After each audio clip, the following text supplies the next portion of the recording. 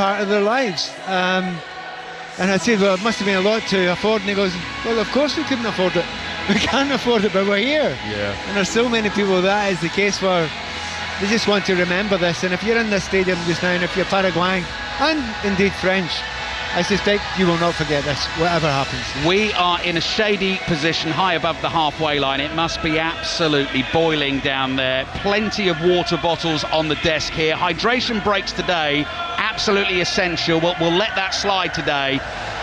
And the top story, the main narrative here, as we've been discussing in the build-up, is can the pugnacious Paraguayans find a way to stop the free-flowing, fearsome French? It is a mighty challenge. The France team have to be favourites for this tournament, potentially heading towards a semi-final against Spain if things go according to the form book. The other side of the draw, I think, is trickier to call. We could have another France-Argentina final at this World Cup, that amazing game of football we had 4 years ago. But Didier Deschamps and the French team won't be thinking any further than this game, particularly after they saw what Paraguay managed to do against Germany. We all thought this was going to be Germany against France on July the 4th here in Philadelphia. Well, it's not. It's Paraguay against France. Paraguay in the red and white striped shirts, white backs, numbers clear as day on the back of those, white shorts, white socks, and the goalkeeper Orlando Hill, who was such a hero in the win against Germany, all in orange. They gather in a team huddle. The French team do the same, all in blue. Blue shirts, blue shorts, slightly lighter blue socks, and the white numbers on their backs. And let's get you through the two teams. France is nice and easy. Mike Maignan in goal. He rushes forward to join the team huddle. Resplendent, I mean, absolutely shining bright, all in banana yellow. Jules Koundé, Dio Upamecano, William Saliba, and Luca Digne, the back four. Manu Kone of Roma comes in for Aurelien Tchouameni, who is out with a groin injury today, plays alongside Adrien Rabiot in central midfield. And the four Musketeers as they start for France, this fearsome front four of Ousmane Dembele, Michael Olise, Bradley Barcola and Kylian Mbappe, who at the age of 27 wins his 103rd French cap today and goes level with the manager Didier Deschamps. And any annoyance, Pat, that Deschamps might feel at that, I think as the manager of France for the last 14 years, you're probably thinking, thank goodness for Kylian Mbappe. Yeah, absolutely. And of course, when Kylian Mbappe was substituted the other day, he gave that sign of, I'm not worthy to Mbappe. Now, I have never known any manager say that to or do that to a player. But it's not just for the brilliance, it's because Kylian Mbappe has become the ultimate team player as well. Yeah. And that is why his manager has given him that respect, and it is respect. Paraguay already lined up in that team formation. The three centre-backs, Omar Alderete back from injury, left side of that defence. The captain, Gustavo Gomez, wins his 94th cap. Gustavo Velasquez, he comes in at the age of 35 to play on the right of the back three. The fullbacks remain the same, Junior Alonso and Juan Jose Cáceres, who started every game at right back in this tournament. Miguel Almiron on the right, Matias Galaza on the left. Andres Cubas, 5'5" tall, but so important to this Paraguayan effort, alongside Diego Gomez of Brighton, in behind Julio Enciso, formerly of Brighton, now of Strasbourg. The countdown stops and we are underway. Second game in the last 16 at this World Cup. Morocco through to the quarter-final in Boston on Thursday. Whoever wins this one meets them. France played them in the semi-finals 4 years ago and beat them by 1-0. Paraguay playing from left to right. Let's concentrate on the football now here on 5 Live. Almiron's cushioned ball forward into that French half, and Upamecano fires it back. That's one for Maignan to chase. Had to scamper across his penalty area to get that. Plays it forward down the left-hand side. Saliba's under pressure here, does really well, holds off two players, and France play out beautifully. Elise's first touch is just precision as always. Control with the left boot, pass with the right, and Jules Koundé suddenly has the freedom of the Philadelphia Stadium. He's made 40 yards here, up to the edge of the penalty area. Dembele's cross nearly finds Mbappe, and Paraguay just about managed to get it away. Pat Nevin.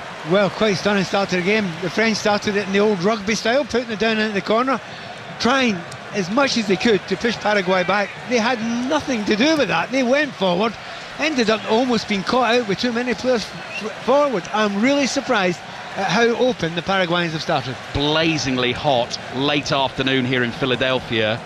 Probably the welcome balm of shade on this side of the stadium. There's probably about 20 yards in from the left-hand touchline of France attack in this first half that is shade, but now the ball is in that stinging sunshine. Dembele's received it on the right. He passes it back here to Kone, forward to Mbappe. His layoff doesn't find Elise. Paraguay have a chance to get it away. Not the best clearance. Kone goes to ground. Won't get a free kick for that. Koundé just squirrels a ball in field. And it's played back by Dembele to Upamecano. 5 yards inside the Paraguayan half. Saliba is on the ball. Happy to hand it over to Kone in midfield. His midfield partner Rabiot with the hair tied back. Ponytail bouncing on his shoulders. Floats one forward. It's headed away. And Paraguay are well set in their defensive shape. Well, you knew this what we were going to do eventually, but they've already shown that when they break, they will break with 2, 3, sometimes 4 players. So it's not all defending, it's about defending, getting yourself into the right shape all the time. But when you get that one chance every 10, 15 minutes, you try and make it count. Manu Kone gets the ball out to the right-hand side. Elise has drifted over there. Shake of the shoulders. Couldn't beat his man. Enciso tries to turn. Upamecano comes thundering in to win the ball cleanly for France. Passes back to Elise. He'll have another go. Such an elegant mover with the ball at his feet. My favourite player, Pat, of this tournament, I don't know about you, but I've just loved watching Elise play football. I'll not say by a distance, but yes, definitely. I would agree with that completely. Mbappe's dropped deep, just over the halfway line here. Cross to Upamecano. White number 4 on his back. White collars to the French shirts as well. Elise's over on the right wing. Has a little run at Alonso. He gets support from Galaza. Elise turns away from the pair of them. Manu Kone in the bright orange boots, which are exactly the same colour as the delicious sorbet that's just gone past my nose here as the cross comes into the penalty area. And Rabiot was up to try and win the header. Mbappe controls on the edge of the box. Trying to flick that ball to the left to set himself up for a shot. Almiron caught just outside his own penalty area, battling hard for the Paraguayan cause, holds on to the ball, plays it back into the right back position, and Cáceres thumps it forward, and Saliba's got to be careful, watches it carefully, and heads it out for a throw-in to Paraguay. 3.5 minutes gone in Philadelphia. Paraguay 0, France 0. Yeah, it's brilliant the way you watch. I mean, the French, they're going to try and trick slightly and drag the Paraguayan players out a little bit. It's going to be difficult to do that because they're not stupid. They know what their game plan is. But Enciso, every time the ball is played up long, he only has 2 speeds. 100 miles an hour and stopped. That's all he's got. It's brilliant to watch. Cáceres throw, headed out by Saliba. Elise in a 50-50. The ball breaks loose just outside the French penalty area. It's passed back to Maignan. Maignan works it onto his right foot and very smoothly plays a low ball out to the right back, Jules Koundé. Back it comes via Maignan to Saliba. Long strides from here, meeting up the green turf. Cut in horizontal strips, dark green, light green, all the way down the field as Koundé, ball spins up off his first touch in his white boots, goes wide to Ousmane Dembele. He's in with a shout of the golden boot at this tournament as well after the hat-trick against Norway. He's got 4 goals. Messi has 7, Mbappe has 6. Haaland and Kane both on 5. Harry Kane back in action. Early hours of Monday morning. We'll be telling you plenty about that throughout this commentary. You will not miss that full commentary. Mexico, England. What a tough challenge that looks like in the Azteca. 1 a.m. So late Sunday night, but early Monday morning. That's when it is for you to listen to John Murray and Paul Robinson bringing you commentary of that one. This game is also on BBC One television tonight. Paraguay 0, France 0 via the iPlayer. You can get our commentary with the pictures. Barcola's lost it in an attacking position. Almiron tries to sprint away. Barcola comes back and makes the tackle. Ball is played into midfield. Kone nearly lost it. Comes back to Saliba. What are you making of the early stages, Pat? Again, precisely what we expected, but the tackles are biting into everyone in the midfield there. They're giving the French no chance at all to get any space. But every single minute it goes by, it gets harder to do that because you get tired, because you get good players running at you, making interesting runs, etc. But that's what the Paraguayans are used to, and for the French, they're just desperate for the Paraguayans to come out a little bit. They haven't done much of it so far. But at the moment, I'm looking at players like Mbappe. Oh, what a beautiful touch.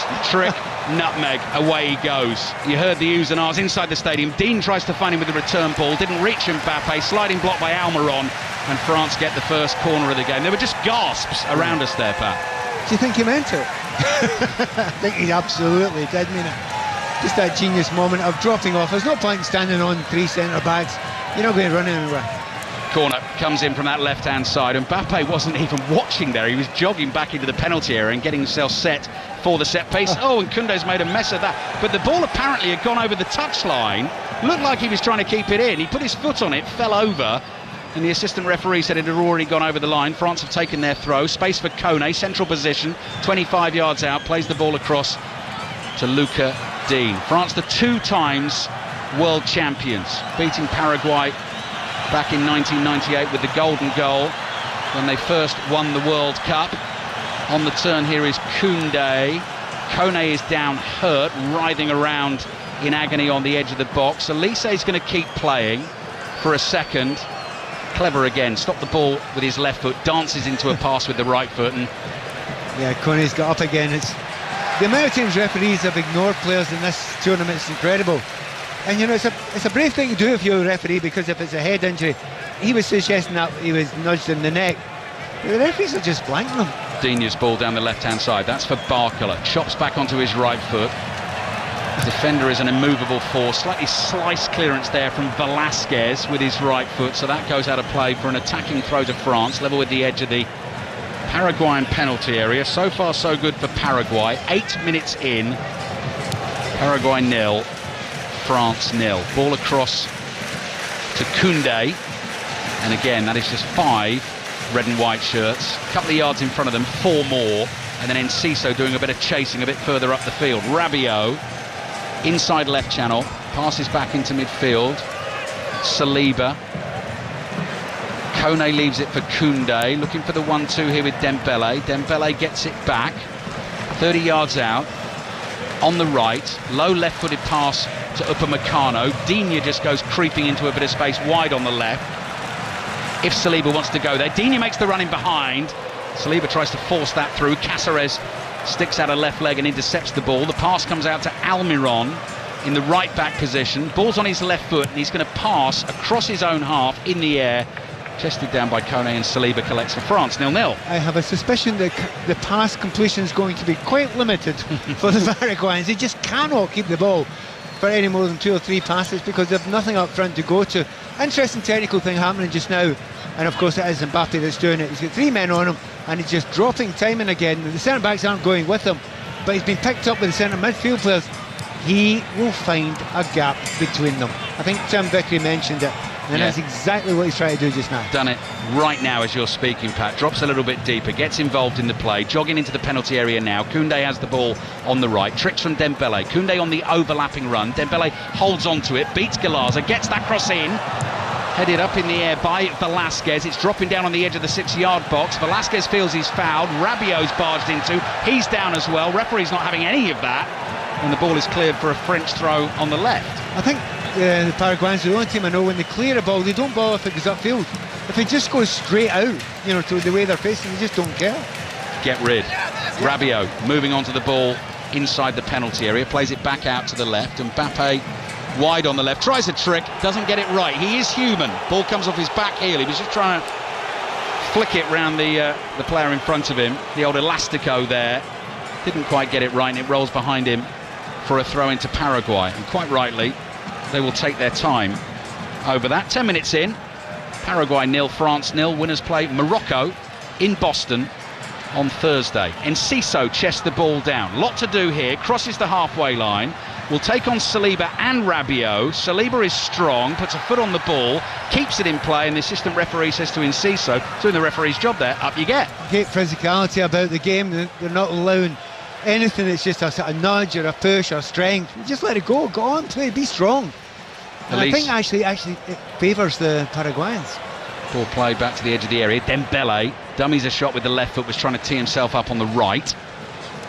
Wide it goes to Koundé, back it comes to Kone. If you did miss the team news at the start of the game, Chouameni out injured, floated, ball just beyond Barcola, bounces once in the 6-yard box and goes behind for the goal kick. So Paraguay 0, France 0. Pat Nevin sitting alongside me in the Philadelphia Stadium in the blazing sunshine. Pat, who won 28 caps for his country, played at a major tournament at Euro 92, and probably oft forgotten, Pat, Scotland's only major tournament win, your under-18s team that won the Euros 1982 in Finland. Wouldn't have been as hot as this. No, it certainly wouldn't have been, although we did play in under-20s a year later in Mexico City. Oh, did you? At the Azteca, and it was as hot as this, and they had the altitude as well. Ball drops to Rabiot inside his own half. Pass evades Elise and Barkala. Here's a chance for Galaza. Tries to get away from Kone. Kone stops that immediately, but he's fouled him. Free kick for Paraguay, 10 yards inside the French half. Paraguay 0, France 0. Yeah, but look at it now. This is the first time in how long? 10 minutes or so that Paraguay have managed to get the ball in the opposition half. They've got a free kick just beyond the centre circle, but they're not just sitting back. You know, they're actually putting a good few players up there. They're going to have a go at attacking it. They've got, obviously they've got 3 centre backs, which kind of helps as well.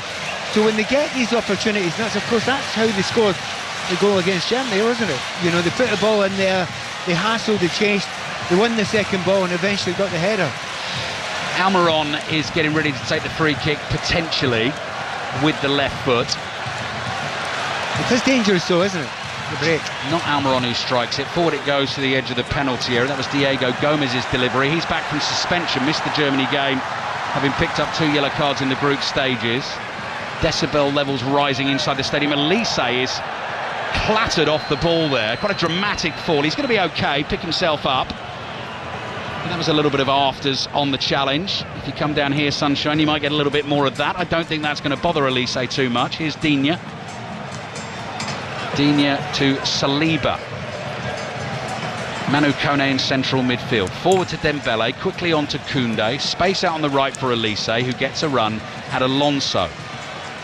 Pushes the pass back to Koundé. Koundé goes back to Elise, up against Alonso again, tries to knock the ball past him. Galaza is there to help out, and then Elise commits the foul. And Paraguay get the free kick. It's been some day of sport on 5 Live and BBC Sounds today. Incredible day of sport tomorrow. British Grand Prix. 3 o'clock the race starts, is live on 5 Live. Lewis Hamilton will start in 3rd. Kimi Antonelli, championship leader, took pole position. Same time over on Sports Extra, Women's World T20 final at Lords. That is England against Australia. 9 o'clock tomorrow night. You've got Brazil against Norway. Pat and I are going to be in the New York, New Jersey Stadium for that one. And you've got to get some sleep in somewhere to get ready for the 1 a.m. start for Mexico against England in the Azteca. I remember after the World Cup draw was made, John Murray saying how excited he was, Pat, about the potential of that game being an absolute World Cup classic, and it's come to pass. Yeah, and to be honest, here's the difficulty. Which one of the knockout games hasn't been a classic? There have been so many of them. Lots of things, maybe too many teams here, but when you look at the knockout games, and there are more this tournament than there have ever been before, they have been splendid so far. Brilliant. The reaction to the Cape Verde's second goal in the bar we were in last night in Philadelphia was the most natural, exuberant explosion of joy I've seen fabulous. In a public place at the tournament this summer. Everyone, apart from the Argentina fans clearly, were into it. Here's Dembele on the right. Paraguay 0, France 0. Kone receives the ball, harried by Cubas. France keep it moving. Elise, middle of the Paraguayan half. Barkala bringing the ball across the face of the penalty area. Sends the defender the wrong way with a dummy. Rabiot out to Digne. I was going to say dangerous cross, not dangerous at all. Orlando Hill, the goalkeeper, clutches it to his chest, and Paraguay can breathe another sigh of relief. It just shows you how well organised they are, how much of the ball that the French have in the last 30-40 yards. Not created a thing yet, have they? Not a single thing yet. They've got beyond the back line once, and it's as if the Paraguayans say, yeah, fair enough, we've got a goalkeeper, we've got 3 centre-backs. I think they've once played a through ball over the top where there was half a chance to get onto, but it was played slightly long. It is brilliantly organised as a defence, and it is defence against attack just now, most of the time. The question will be, if France do score, what on earth do the Paraguayans do then? Well, let's cross that bridge when we come to it. France building up inside their own half. Upamecano plays it forward here to Koundé. And Koundé's just allowed to bring this ball across the halfway line. No pressure on him. Plays it to his right to Dembele. Quicker ball forward. Elise tries to take it on the turn. Just got away from him. Was thinking about unleashing with the right-footed shot. So 5 assists in the tournament so far for Michael Elise, but yet to score that outrageous bicycle kick that nearly got him off the mark. Just on Paraguay though, Pat, you're quite right. So under Alfaro in South American qualifying, they only lost 1 of 12 games under him. That was a 1-0 defeat away to Brazil. It was a tight one. They only conceded 10 goals in 18 qualifiers. That is what they're about. Exactly, and this is not a complete fluke that they've got this far. They've got this far because they do what they do as good as anybody. Ball over the top for Mbappe. Stretches, tries to control it. Can't quite get a hold of it. And it goes behind for the goal kick to Paraguay, 0-0. What we've just seen there underlines what I was chatting about before the game. In this tournament so far, France have had teams that have pushed up against them, and Mbappe's had space to run into. There is none.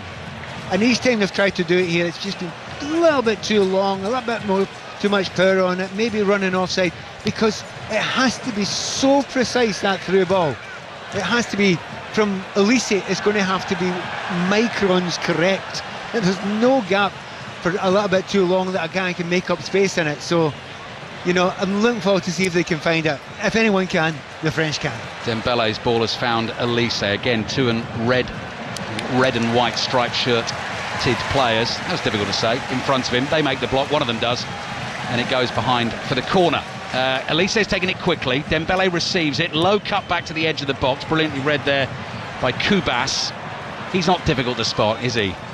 Instead of in terms of his sort of physical build and how he goes about his business. And Paraguay have it now. This is the captain, Gustavo Gomez. Back to Alderete. Dummy on the clearance from Alderete. Pushes his pass, opens his body up to get it to Alonso on the left. That is blocked by Koundé and goes out for a throw-in. Scotland, Pat, have beaten Argentina at rugby in the Nations Championship today. Take that note of surprise out of your voice. I'm not surprised at all. They've won by 47 points to 38. I mean, Argentina, that is always a scout. That sounds like some game of rugby. England beaten earlier on today quite heavily by South Africa, 45-21. Yellow card Barcola for a challenge on Cáceres, and Cáceres is tumbling like an acrobat down on the field here, holding his shin. We'll have a look at the replay, and Barcola has a swing at the ball, misses, gets the foot of Cáceres. It's such a forwards tackle. You know, there isn't any power in it at all. He's caught his toe at the end of it. Absolutely certain that Cáceres will be fine. He'll get up quite soon. He's not. It's one of those ones. He's down. He's riding about, but saying to the referee, "Yeah, but I don't want the physio to come on." There's a slight delicacy for the players these days when they go down injured, isn't there?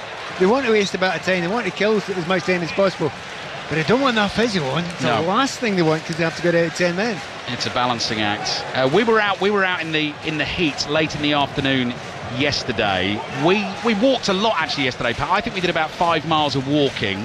Probably didn't have enough water with us, and when we got in, I mean, it was straight in the cold shower, clothes absolutely soaked through. It's going to be boiling down on that pitch. It's hard to explain to people how difficult it's down there just now. I mean, it was 101 right at the start of the game. As they say, 97, 98, and it's been going definitely up when you're down there. You know, these stadiums are phenomenal. They keep all the heat in. You said there was a little bit of wind before the game. You're absolutely right, but those flags down there in the corner are not moving a millimetre at the moment. So the players will be suffering it a bit just now, and they've got a whole 2.5 minutes wait until they have a break. That's a very good point. Free kick taken by Almiron, floated down the right-hand touchline, but just too much on it beyond Diego Gomez, and it's gone out for a throw-in in the left-back position. Last game at this tournament being played in this stadium, home of the Philadelphia Eagles, and the baseball team, the Phillies, their stadium, lovely old school looking stadium away to our left, the Delaware River, the giant Delaware, because there's gaps in between the stands here, even though we're incredibly high up. This side of it is Pennsylvania, the other side of it is New Jersey, and it's shimmering in the sunshine tonight. And bringing the ball forward is Koundé. That's Mbappe, isn't it? Mbappe almost in the right back position for France there, just sauntering forward. It's definitely the weather for sauntering this evening. Digne's ball to Barcola. Barcola can't beat Cáceres. Almiron is there to help out, former Newcastle United man, now back at Atlanta United over here. Cleared away by Velasquez. Digne tries a back heel on the halfway line. Diego Gomez gets a foot in, awkward for Saliba, under pressure from Enciso, and Enciso does well to win the ball, immediately passed in field by Diego Gomez, and Galaza couldn't control, so France get it back.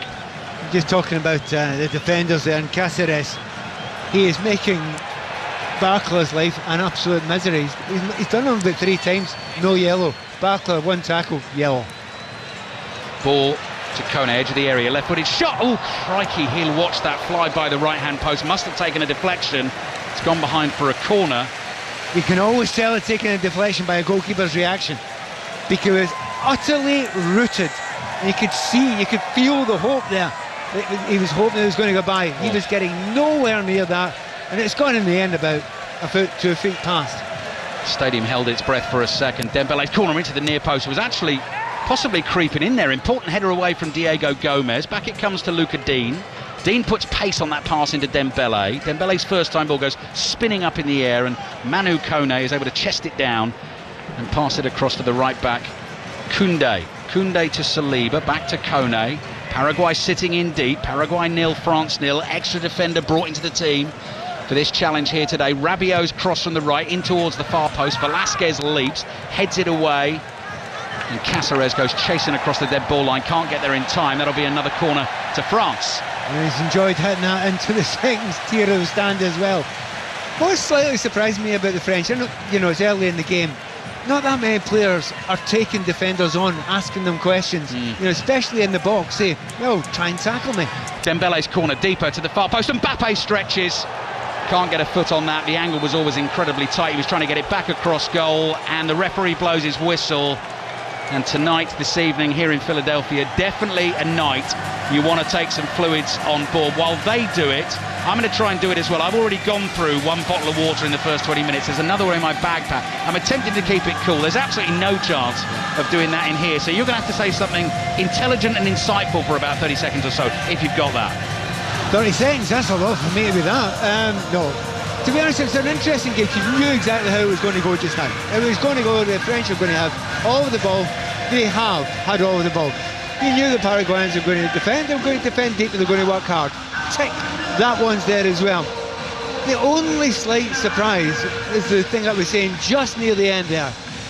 The French have not asked any major questions. You know, they passed it sweetly and nicely, but without taking any risks. There's no danger to the passes. You're not getting the likes of Barclay on the ball, or even, it has to be said, Dembele on the ball, Alicia on the ball, and saying, right, I'm going to go and be a player now. I'm going to be a player, and I'll drag a defender out. It's not happened. He's keep on pass. I've watched them do it again and again in this tournament, where they have half a game where it's like that, but then they can turn up the dial in the second half. You've done an absolutely brilliant job there, Pat, as you always do. I listened to you earlier in the tournament when Ian Dennis wanted to film the rowing from the Norwegian fans, and basically handed it over to you for the time he needed to get the phone out and film. Here's a weather update for you, some weather information. This is interesting actually, Pat. So temperatures at the moment, 38 degrees centigrade here, but again, like we say, probably feels hotter down on that pitch. Ben Rich, lead weather presenter, says, to put this into context, normal temperatures in Philadelphia for early July are closer to 31 degrees, so this is significantly hotter than usual. The heat index, a measure of what it actually feels like, that's what we've been talking about, is currently closer to 41 degrees centigrade, which threatens to make the game extremely uncomfortable for players and fans alike. An additional hazard could be thunderstorms, which are currently developing rapidly in southern, western and northern parts of Pennsylvania. They are expected to develop more widely over the next few hours, have the potential to move towards Philadelphia with the risk of frequent lightning and large hail. Whilst not a certainty, there's a real risk of lightning suspensions and delays as the chance of storms grows during the match. Have you got any good news for us? You've experienced that already. I have, at this tournament, and actually at the stadium as well. We had a 2-hour break. It cleared the air, I'll have that. I'll say that's in the night, but you know, you just can't take chances. It's extreme weather, extraordinary weather that we have here. And again, I mentioned the fact that the French players aren't, you know, going by players, they aren't attacking defenders. Now, to be fair, it's one of the hardest things to do in a game, to throw these dummies in, to put extreme pace one way, then extreme pace another way, and try and get to the byline against a bunch of players who aren't actually doing much. They're just static. They've been waiting there. I don't think there's a lot of tiredness in that Paraguayan back line, because they're not chasing up, they're not going and hurting themselves, they're just staying in their positions. As I say, and we've said it a few times, they know this style, they know this game, they're as good as it gets at it.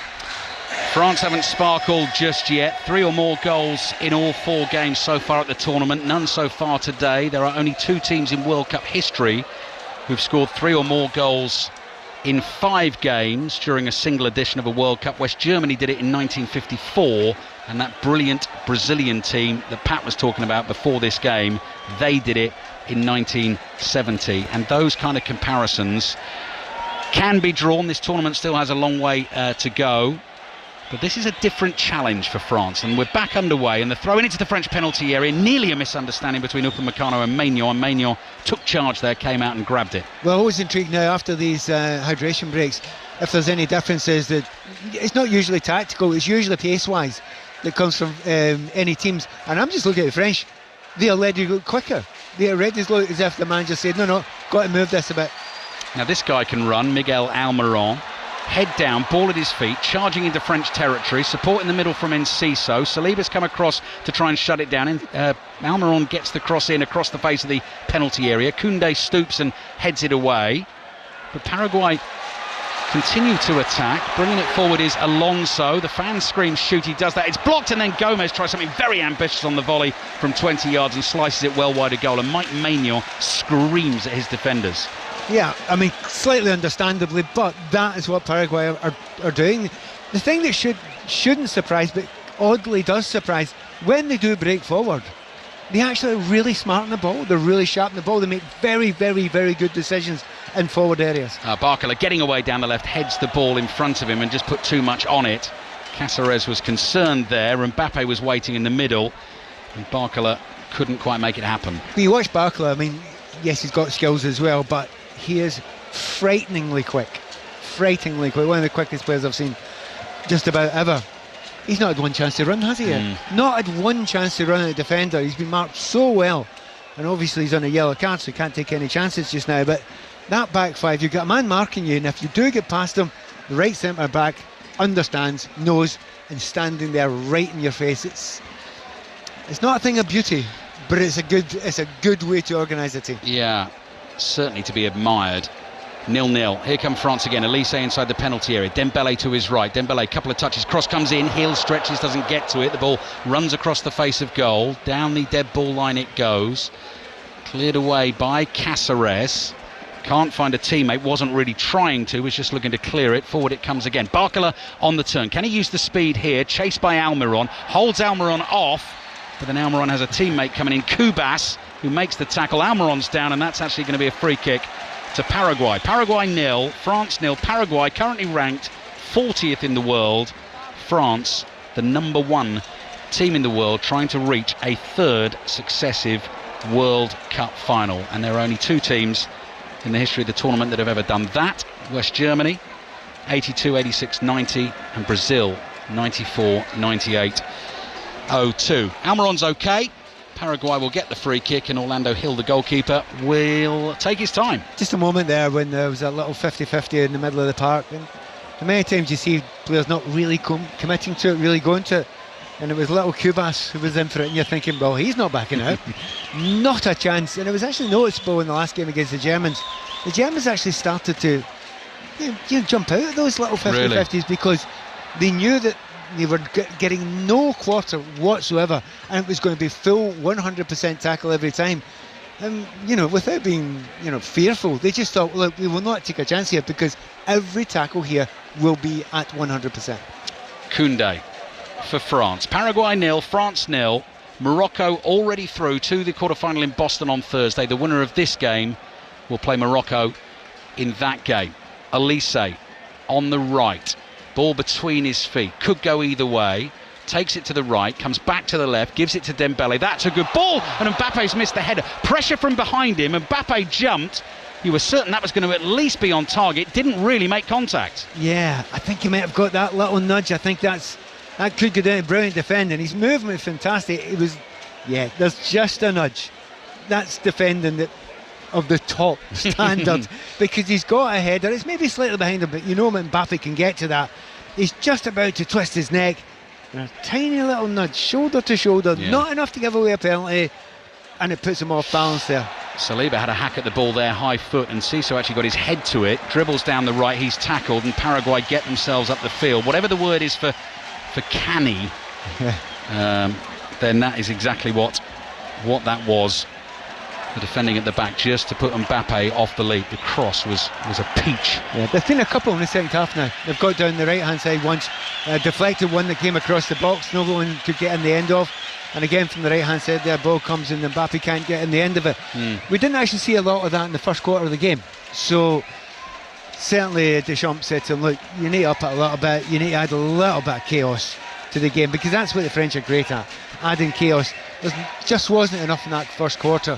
They're going to see little bits of it now. Here they come again, decked out, resplendent, all in blue. Dembele's ball, looking for the run of Elise in the inside right channel. Galaza was able to block that. Alonso, the left wing back, turns, clears down the left-hand touchline. Dembele lets that run. Upamecano is behind him. Passes under no pressure to Kone, quickly forward to Dembele. Clever from Elise. Let the ball run to Rabiot, who hits it, rising shot over the bar and behind for the goal kick. So simple, so subtle, so special. I know, absolutely. It's a classic case of, do you want to buy a ticket to get back in with that dummy? He had no idea. I'm trying to see who it was. It might have been little Cubas who tried to come in and stop him there, and he was sent about 4 yards the wrong way, and it's just leaving the ball by Elise. Brilliant knowledge of where he was and where the ball was and where his teammates were. Brilliant centre forward play from Enciso here. Saliba complains, but Enciso brought a long ball down out of the sky. Saliba was all over him. Enciso laid it off. He was fouled by Saliba, and that will be a free kick for Paraguay. So Paraguay 0, France 0, with 13 minutes away from the half-time whistle. We're not getting to the point yet where we're talking about the second quarter of the game, are we, Pat? We're very much in the first half. We are in the first half, but I like winding Ian Dennis up about that, because he hates it so much. He does. So it would appear you do too, so I might start winding you up a bit as well. Paraguay free kick. Live in Philadelphia. 5 Live, your World Cup station. Diego Gomez, floated ball towards the far post. Maignan runs out to his right, jumps well, stretches and catches the ball, and then is sort of impeded as he tried to get up. Again, just a bit of canny defending to try and slow him down. And Mbappe's come to have a word. Who was it? Was it Velasquez? It was Velasquez who got in his way. Accidentally, deliberately, on purpose. He knew exactly what he was doing there. Oops, sorry. Canale's not playing in this game, made his first start in the game against Germany. Velasquez is another sort of similar story. Here's Mbappe, good skill and speed to get him past Cubas, fouls him, Mbappe's getting frustrated, pushes Cubas in the chest. That's exactly what Paraguay will want. Paraguayan players rush in to back their man. Dembele's now pushing and shoving, and suddenly this is going over the top here. Referees in amongst it. Orlando Hill, the goalkeeper, comes rushing in to try and break it up. That's come out of absolutely nothing, but it was sort of Mbappe, how dare you? And suddenly temperatures rising in the blazing heat. Do you know, it's almost Mbappe saying, look, respect me for who I am. Not a chance, not a hope from these players. You're just our enemy almost just today. We don't care who we are. We don't care what you do. We're here to stop you. And that they'll be delighted with that. Paraguayans will love that. Look, it was a foul. This should have been a yellow card on Cubas, because he's held the shirt back. And there's a little shove. There's not much in it, but I don't think I did see the referee getting the cards out. I can see why Mbappe doesn't like the challenge, because that is a pretty crude way to stop him. Oh, he's smiling now. He's almost arm in arm with Cáceres, because they're starting the physical stuff before this free kick comes into the penalty area. 10 minutes left in the first half. Paraguay 0, France 0. Michael Elise, who's created so much for France in the tournament, whips it in towards the far post. Nearly went in for an own goal. That header behind from Cubas, who conceded the initial free kick. There was a swing at the ball on the edge of the 6-yard box. It was heading towards the Paraguay net. Cubas stepped in. It's gone behind for a corner, which Dembele is already ready to take, and he's hit this very deep towards Upamecano at the far post, headed away. Might drop to Koundé, left-footed shot straight at the goalkeeper. Hill saves. You get a little bit more of that from the French. First of all, the cross-in was brilliant, because the one big thing about players who love marking and getting close marking, they sometimes leave the position from free kicks because they're only concerned with the marking. There was a massive gap in front. The French spotted that, almost scored from it. And once again there, when the ball breaks out from the corner kick, yeah, have a shot. There are such a mass of bodies in there. It only takes one tiny little deflection. So have a few more shots. I don't think there's been enough of them from the French from 20, 25 yards. The ball will move. Everyone knows these balls are quite light. The goalkeepers are having difficulty with them. Have a dig, have a go now and again.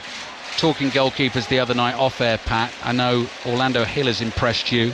Mpassi for Democratic Republic of Congo was brilliant against England. Voisinha, what a performer, what a character. And all names that, almost totally unknown to most Western thinking football fans, but they have had fabulous moments in the sun, each of them. Wide to Dembele from Koundé. Paraguay backing off, low cross into the penalty area, smashed away by the captain Gustavo Gomez. No nonsense defending, comes off Saliba's shin, bobbles back to Maignan. Enciso is chasing for Paraguay, continues to do that. Upamecano flicks it past him. That's going to be really hot work for Enciso there. Honestly, you sometimes think, do you need to chase every ball? But he does. He's incredible. He's on the ball now. Poor first touch. Upamecano's in. Enciso's gone down. The referee had a good view of that. Doesn't think that was a foul. Elise on the dribble. Good tackle by Diego Gomez. Problem now for Paraguay. Centre forwards down. So what do? Well, Almiron does what you'd expect. Just sets off. Full tilt down the right-hand side. Outside of his left foot. Plays a good ball forward here to Diego Gomez, who's running to his right down to the corner flag. Wanted to win a corner and the ball just squirted away from him. And it's gone behind for the French goal kick. It's a shame there because that's one of the best breaks that they've had in the game, and Enciso was on the ground there. I actually think he did take a little bit of a knock, but he's okay now. Danger for Paraguay now. Mbappe's fed Dembele, fouled off the ball. Dembele's shot just goes wide of the right-hand post. Mbappe is down holding his face. We'll have to have a look at the replay of this. Defender or midfielder, I think, tried to block him. So Mbappe started that move. He was tearing towards the penalty area. Pat Nevin will have a look for you. Nah, nonsense. Absolute nonsense. Not having it at all. Mbappe's ran towards the defender and thrown himself down, holding his neck and his arm. He is touched on the arm. Yeah, there's a bit of an arm towards him. But Mbappe's made a line for the player there. To go and roll about holding your chest there, I just cannot see that. No. I don't want to do impersonations, but I was just thinking, I know what you're going to say. You know where I'm going, don't you? Yeah. I'll go there. You're better than that, mate. I think Chris Sutton would have enjoyed that if he is listening to us this evening. Chris was in Houston earlier on with Ailey Barber to watch Morocco go through to the quarter-final in Boston on Thursday. They're waiting for the winners of this one. By the way, happily the referee's done the square root of nothing. Yeah. Well done. Yeah, no, that was embarrassing really from Mbappe. Dembele, corner in towards the far post. Good delivery, diving header attempt at the back post from Mbappe. He's down on the floor again. Defender falls him in. Mbappe doesn't accept the handshake. He is getting wound up. And I think this is exactly what Paraguay will want. He's with Cáceres, the right back again, Pat. Yeah, and it's hit off his head. He is getting frustrated. He's being mobbed. Basically, he's been mobbed by a bunch of Paraguayans. And it's now beginning to wind him up because there is no space. Almost no space at all where he wants to be, where he wants to get the ball. He's tried everything now. He's went wide, he's went deep. He was at right back at one point. He's dropping off into 10 position, but when he does that, he walks into Diego Gomez. Oh, Upamecano, has hoisted the ball up in the air, edge of his own box. I think he was expecting Maignan to come. Koundé's headed it away. Is that an offside flag that's gone up? And then Galaza has thrown the ball away from Mike Maignan just to try and slow things down a little bit, but he's not going to get booked for delaying the restart of the game. But Mbappe has had it pretty much his own way during the tournament so far. 2 goals against, who was it in the first game? Senegal, wasn't it? Beat 3-0 in New York. I should know that. I was there. 2 against Norway, 2 against Sweden, but Paraguay not giving him an inch. It's almost, we were talking before the game, and you might feel a wee bit smug, but it's not easy. It's not difficult to read this, is it? No. Exactly what is going to happen. Koundé's cross blocked, behind for another corner. And we've come to watch the sort of fizzing, fast, free-flowing attacking of the French, and they're trying to perform that, but Paraguay obviously doing their utmost to stop it. And you're sort of thinking, well, maybe they're going to have to score a goal from a set piece and find a different way to do it. The delivery, I imagine, will be good. Michael Elise magic in those boots. Curling ball. Rabiot went for the header. Goalkeeper slaps it away. Here's Koundé, blocked on the edge of the area. Kone brought that down well. Quickly moves it to his left to Digne. Digne's cross, and Gil stretches forward and catches that and lies on top of the ball inside his own penalty area. Gets himself up, slings it down the middle of the pitch to Enciso. Heads it straight down to Almiron. Almiron's done really well to work that through a tight little space to find Galaza. Enciso's on the floor again. Off the ball, and ball through to Diego Gomez. He stretches, couldn't control it. Maignan immediately bowls it out under onto Dean. Pat Nevin. I was watching Enciso off the ball there, right, and he's saying he was pulled down. He was on the shoulder of Upamecano. Do you know what? He was the one doing the fouling. Wow. Absolute nonsense again, trying to get something there. No chance. Just go do your running, mate. It might work. Referee Ilgiz Tantashev, the Uzbekistani, has done well so far in this game. Throw in for France, taken to Rabiot. Elise receives it midway inside the Paraguayan half. And France haven't been able to solve the puzzle yet, and Elise's ball is clever. Tempts Alonso in, he couldn't get to it. It does reach Dembele. Alonso back into his defensive position. Dembele fires it back to Elise, drops a shoulder, moves to his left. Two defenders there, no way through. Upamecano floats one out to the right to Dembele. Against Alonso and Galaza this time. Koundé gives it back to Dembele. Not the friendliest pass that. France win themselves a throw. Paraguay 0. France 0. Admirable stuff from the South Americans. Throw in taken to Elise. Lean figure, short sleeve shirt. Got to be wearing a short sleeve shirt for this one. Here's Digne. I bet Carlo Ancelotti wouldn't. Can't believe what he wears in this weather. Woolen blazer. Remarkable. Upamecano across to Kone. Inside left channel, 25 yards out, onto the right foot, tries a curler, took a deflection, did it? No, I don't. Behind it goes, no. Okay, goal kick. Pat Nevin. Yeah, I mean, nothing wrong with that. Absolutely fine. Get yourself half a yard, get the ball on target. You know they're playing so deep, you know, and it is a line. When they lose the ball and when they're, you know, obviously the French get possession, they just got on the 18-yard line, maybe a yard inside it, and it is a line of 5. And they are brothers in arms. They know exactly where each other is. If one of them makes a move, the other one, it's a piece of string, the other one moves over.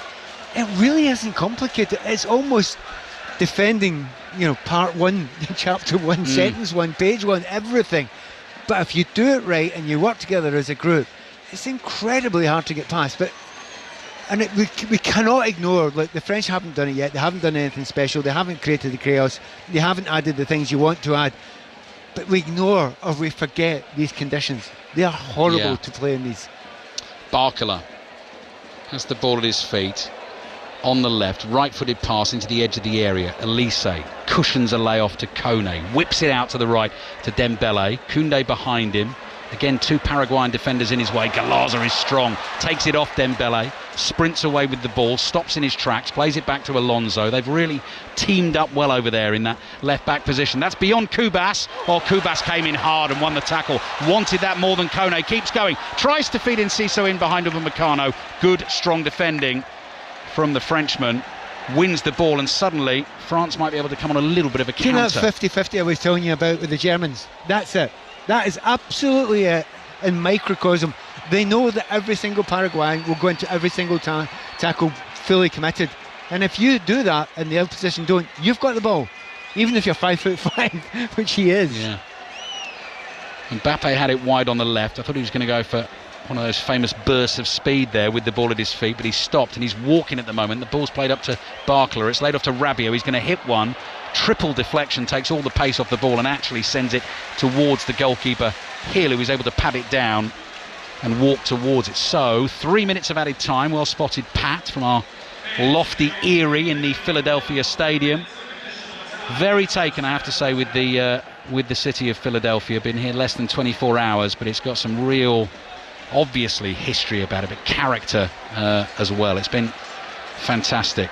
Barcola flicking it through the legs of Almiron, collects it the other side. Kone to Koundé, back to Kone, back heels it into trouble, and Enciso is away inside his own half. Trying to get with him is Galaza, and Enciso's just going to take on Upamecano for pace here on the outside. He's beaten him, he's gone wide on the left, and now the ball runs away from him. Upamecano got a foot in, but actually it's gone for a throw into France. Oh, he can't believe it. He's convinced it was a throw in. To work that hard just to get a throw in the far corner. And his work rate is absolutely incredible. We'll get a better angle on it now. No, unlucky. Upamecano's right. It was definitely a throw into the French. But you must admire a player like Enciso. He's getting so little ball. He's getting so little support. And he cares not a jot. He keeps going at his same level. The only man to ever score a goal for Paraguay in a World Cup knockout game, which was their last World Cup knockout game in the 1-1 against Germany. This is their 7th. The 2 that they've won, one against Germany, the other against Japan back in 2010, both on penalties, both after 0-0 draws. This is a 0-0 draw and could obviously go to penalties. Digne back to Saliba. Closing stages of the first half, just over a minute to play in these sweltering conditions. Koundé walking forward with the ball at his feet. Paraguay not concerned. Now they move into action. It's come out to the right to Mbappe. Mbappe tries to flick it between Galaza and Alonso. Galaza blocks it, goes out for a throw-in to France. See, they're really disappointing now, France. It's getting towards that stage now. Neither of the fullbacks are flying, doing underlapping or overlapping, asking a different question. You know, creating that chaos that you must create against a well-organised defence. They've just not started to do it yet. And again, they'll give you an excuse of the conditions, but for goodness sake, you can do it sometimes. Rabiot's chip ball. Digne was making the run. It looked tempting, but the Paraguayan defender is able just to let it drift between them and skip behind for the goal kick. I don't know if you've got the stats there. How many passes have been made by the Paraguayans against French in this half so far? Yeah, not sure, Pat. What I can tell you is 60% possession for France. I think it's been 7 corners to 0 so far. 5 attempts to 2. That's about it. Right, last chance of the first half. France coming forward again down the right. Dembele wants support from Koundé. Koundé moves on to the ball. Diagonal cross. Barcola tries to bring it down. Awkward one, high up by his hip. Edge of the penalty area. And the half-time whistle goes in Philadelphia. And we had fireworks and razzmatazz before the game. We've not quite seen that from Didier Deschamps' French team in the first half. But I would actually say defensive fireworks and razzmatazz from Paraguay. We know what they do. We saw them do it against Germany. If you think, Pat, in the first game of this tournament, they were walloped 4-1 by the USA. Here at half-time, in this last 16 game, they're holding France, and they've been doing it relatively comfortably. The problem with Paraguayans, if you lose a goal, whether it's early or in first half, whatever, you're under pressure because you can't play that way all the time. You can't. If you keep on playing that way, you're out. You're going to lose the game. So against the Americans, who started incredibly fast, yeah, that happened. But they've made sure it didn't happen this time. So they've got themselves structured, well organised, not taking any chances, learned the lessons that they had to from the first one. I have to say, it's been a masterclass on how to play this type of football. And there's been the odd break now and again, and they look quite dangerous and are neat and tidy on the ball when they do it. But as much as that's been a masterclass, I'm disappointed with the French, really disappointed with the French. And I'm just trying to kill a little bit of time now until we can get Julian Laurent in, because I'm expecting steam maybe to be coming off the top of his head at this point in time, but I'm sure Kelly have a few questions to ask him. Yeah, Kylian Mbappe definitely getting frustrated in that first half. Paraguay 0, France 0, Kelly. Hot work, time for a drink. Yeah, can I just ask Pat a question before I speak to Julien Laurent or to Tim Vickery, who's going to join us in a second? And it's about the conditions, and I know you touched on this in the commentary. I just wonder if maybe Paraguay's style of football is more suited to the conditions. Very much so. Perfect, 100%, you're right. Because they're not really coming out as a group, except for one player, Enciso. And he's flying about all over the place. He's not noticed this one. It's incredible. His energy levels are off the scale. But the rest of them, that back five, they're not moving. They're just in the line, you know. They pass players on, they mark, and then when they break, they just saunter up 10 yards. No more than that. They're not chasing anything. The French are not asking them any massive questions because there's nowhere to run in behind them because they are defending so deep. So that style of play is hard. But even so, if you're the French, it's up to you to change that. It's up to you to introduce the chaos. You must be able to do that. You have got some of the best, if not the best players in the world to do that. They just haven't done it yet. And I'm quite surprised by it. But as I said, at least 2 games in this tournament so far, that's happened in a half. And then in the next half, they've just switched it and turned it on, and it's looked absolutely brilliant again. And the thing is, and Tim Vickery joins us now as well. The thing is, Tim, Paraguay are so practiced in this style of football. This is perfect for them. This first half couldn't have gone any better for. And I know the danger of France lies in wait in the second half. Indeed. But for now, it couldn't have gone any better, really. No, in Paraguay have written a script and France have followed it to the letter. There's been lots and lots of really good, honest defending, a little bit of the dark arts as well. Welcome, my friends. Welcome to the Copa Libertadores. This is what we have to live with on a fairly regular basis. I agree with Pat. Yeah, a masterclass. France have clearly thought about it a little bit. They knew that Olise wouldn't get much space, so he moves out a little bit to the right. They try and get the height of Rabiot in the penalty area to attack that. But so far, Paraguay have held them, I agree, in relative comfort. The point about the conditions favouring Paraguay, okay, but the pitch is very, very big for Enciso and Almiron. Very, very big. And every time they go up, there's a long way, especially for Almiron, to come back. Enciso is not 100%. How long can they keep this up for? If not, then the 9-0-1 formation becomes 10-0-0, and they really do get caught back in their own, close to their own penalty area. I wonder here if there's an equation going on, which is, as time ticks on the one hand, does space open up for France? On the other, does frustration open up in the French mind? They make more mistakes and Paraguay can take advantage. And that equation, I think, will define what happens in this game. Well, we saw that frustration a little bit, particularly from Mbappe, I think it was. A few shoves between him and Cubas. And I think that, Jules, I don't know if is Julien Laurent there now? Yeah, you're all set up, Jules?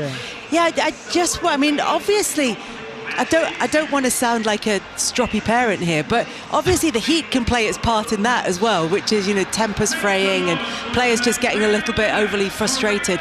But also, I heard Pat saying in commentary in the first half that there are players within that France side. Okay, they might not want to put the pace on, they might not want to put the afterburners on in this heat, but there are players who've got things from long range. I think Rabiot had a shot, and there maybe a little bit more of that, and potentially the game plan could be hold off and grow into this game and don't expend too much energy early on. Yeah, you're right. They will have to. We knew they had to be patient anyway. I'm a bit like Pat, though. I'm a bit disappointed because this is exactly what we knew would happen. We knew Paraguay would go to a back five. We knew they would play exactly like this. I mean, they can hardly do 3 passes together, so we knew exactly that. And I thought Deschamps would have a plan where we would see a bit much from those French, not just the front four, but maybe one of the two midfielders going a bit more, not just like Rabiot for the side, like Tim just said, in the box, but also in terms of link and play and trying to find those little passes inside. And it's difficult because obviously they defend with 11 men behind the ball, and it's hard, I get that. I just thought the French would be a bit better prepared really for what we saw and what we were expecting, and I don't think they were. Like, what's the point of Barcola on that left hand side then if he hardly has the ball, and then when he has it, anyway, they 2v1 and he doesn't know what to do with it. So I certainly expect more in the second half. I think there could be an early change too for the French. I think maybe somebody like Doué, who is more efficient in small spaces than Barcola, who still need some space for his speed, because the speed is his main asset anyway. And even if, do you really need Rabiot and Kone for a second half like that when the other team doesn't attack at all? I don't know if you do. So I'd be very curious to see what Deschamps does and when he does it as well. It'd be good to talk to both of you if you get time before kick-off in the second half of this game. Tim Vickery and Julien Laurent with us, and we will be back with second half commentary with Pat Nevin and Alistair Bruce Ball very shortly. We will also hear from England boss Thomas Tuchel ahead of England's last 16 game with Mexico. Before we do that though, let's get the latest news on 5 Live with Jill Mackenzie. This is BBC Radio 5 Live. The voice of the UK and the FIFA World Cup 2026. The former Home Secretary Lord Blunkett has told the BBC the leadership of police in England and Wales needs an ethical reset. He's co-authored a major review of the way the 43 forces are run, which will recommend an overhaul of promotions and development. We've moved the pendulum. It swung from the Macpherson report about outright racism in the force all the way through to people saying, oh, it's woke. We make it clear in the report that there's no room for culture wars or woke. But it isn't the job of the police to take sides of any sort. It's the job of the police to deliver. Russia says Ukrainian attacks will not go unanswered after a large drone strike on St. Petersburg and the surrounding region overnight.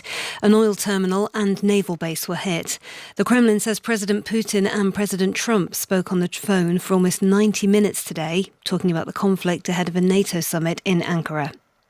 Several events marking America's 250th anniversary of independence from Britain have been cancelled because of a heatwave, but a gathering in Washington featuring fireworks, military flyovers and a speech by President Trump will go ahead later. And Prince Harry will not bring his wife and children on his trip to London next week after his request for taxpayer-funded police protection was rejected. No decision's been made on whether his family might join him for the rest of his 5-day visit to the UK. This is BBC Radio 5 Live. It is a mouth-watering prospect, isn't it? But let's bring you the very latest news this morning. What is the immediate impact? Tell me what you know, please. Let's look at these alarming figures today. I'm coming to you live from outside number 10 Down Street. Let's get straight to our top story. How much concern is there from you and your members about all of this? The voice of the UK. What do you want to see happen? Now that the dust has somewhat settled, what do we think? What is interesting about this particular payment is it does count as interest. BBC Radio 5 Live. Listen on BBC Sounds. This is 5 Live Sports. At the FIFA World Cup 2026. With Kelly Cates. Listen on BBC Sounds. Really busy weekend of sport. Canada were beaten 3-0 by Morocco. Morocco reached the quarterfinals of this World Cup, where they will play either France or Paraguay. That one is 0-0 at half-time. We'll be back for the second half very shortly. And, of course, England's game still to come in the early hours of Monday morning. That's a 1 a.m. kickoff, and we'll hear from Thomas Tuchel shortly. Also, Wimbledon continues, and British wildcard Arthur Ferry is into the fourth round after winning a 5-set thriller against Belgian's Zizou Bergs.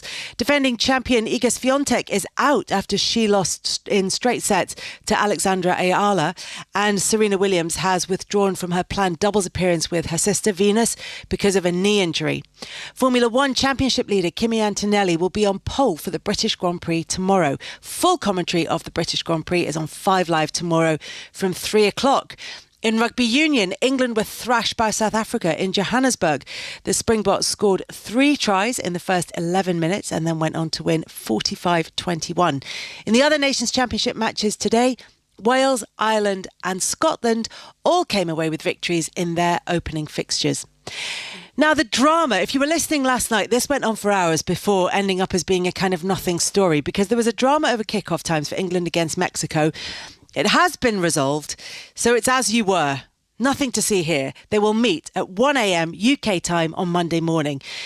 There has been a lot said about Mexico's record at the Azteca. England will also have to deal with the altitude. You'll have heard that many times.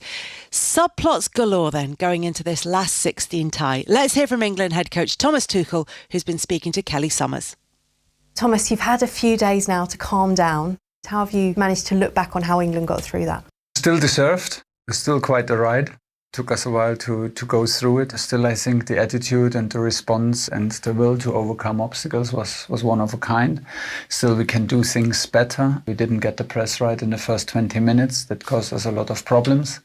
Overall, we created a lot, but we can defend a bit more patient. We can save a bit of energy in defending because we are fully committed and we're fully invested, but we need to be more in sync in our press. We need to choose the moments better. But at the same time, we don't allow a lot of chances. We create a lot of chances in the last match. So we're in a good place and next step has to come and follow. It wouldn't be an interview with us sitting down if I didn't ask you about right back. How's Gerald Kwanzaa getting on in his race to be fit? And does it look like he's going to be available, Reece James? I will not tell you this time, but it looks good. Does it look like you're going to have more options than maybe you did? Yeah, we have a lot of options. It's going to be a very different test for England. Let's talk about the altitude. You've described it as a disadvantage. What are you doing to ensure you level the playing field as much as you can? Can you? We can't. We just accept the disadvantage. You need 10 to 12 days to get used to it, which we don't have in a 3-day turnaround. So we need to travel as late as possible. That's a recommendation. Reports from other players, from other teams say that the first 20 minutes are crucial. You will feel out of breath. The ball flight is longer in the air, so it's different timing to headers, different timing to passes. How will it affect the style of play that we see from England? Will England will you have to accept having less of the ball? Will you try and dominate in the way you Let's see. Hopefully we are good enough in on the ball and a bit better and a bit calmer and with a bit more rhythm. And like I said, we have to pick our moments for the press more carefully, not only because of altitude and heat, but also because of how we play. We're overcommitted and we end up disjointed, and it costs us energy and it costs us belief. And we will do better, clearly better. We are prepared for that. So a lot of obstacles and a lot of things to overcome. It's a difficult one, but a beautiful one. An opportunity then for England, and as Thomas Tuchel said, conditions play their part, but so too does the way that the team set out in this game, and we will be looking ahead to that lots more tomorrow as England prepare to face Mexico in their last 16 tie. Tim Vickery, Paraguay managing to hold off France for the moment. The question is, in these conditions, having said they're not the whole story, in these conditions, can they hold on for the next 45 minutes? I'm sure that France will up their rhythm. I'm sure that they will. And I'm sure that space will appear. I wonder how much Paraguay have got on the bench. Ramon Sousa, the former Forest winger, would be very, very interesting, but Paraguay haven't managed to get him on the field so far in this tournament. They will need to replace Enciso Almiron, I think, at some point. If not, there's a real danger they're going to get pushed deeper and deeper and deeper. And in one moment, it could be a deflection. It's often a deflection when you've got so many defenders between the ball and the goal. At some moment, I think their defence could be breached. They have to find a way to avoid dropping so deep that the game is taking place in their penalty area all the time. They have to defend aggressively and try and get up the field from time to time. And from France's point of view, Jules, I know you were saying that you think that there might be changes made for them. You'd imagine on a day like today and nearly 40 degrees or 100 degrees in old money, you would imagine that they're not going to play everybody for 90 minutes. So a Doué or a Cherki might come into the equation. Yeah, I agree. I think it's a game for them too, really. One of them, both of them are finding something in nothing, really. When you don't have space, they are those kind of players. So I really expect Deschamps at some point, but you know how he is again, to make some changes. He will have to make the right. For me, a lot of these games rest on him now and his tactics and the decision that he will make with the substitutions, with the tactical tweaks, maybe change the formation, anything you want. But this second half, especially, even before thinking about extra time, for me is a lot on Deschamps. The other thing we should say about Didier Deschamps, which seems superficial, but the man is sitting there in nearly 40-degree heat in a full suit and shirt, which boggles the mind. It's nothing to do with the football. It was just an observation. So's Alfaro. Alfaro is the man in the navy suit, and he's not giving it up for Philadelphia. No way. They are not acquiescing at all. Tim Vickery, Julien Laurent, thank you very much for now. We can hand over in Philadelphia, also in the heat, but slightly further up where there's a bit of a breeze. It's Pat Nevin and Alistair Bruce-Ball.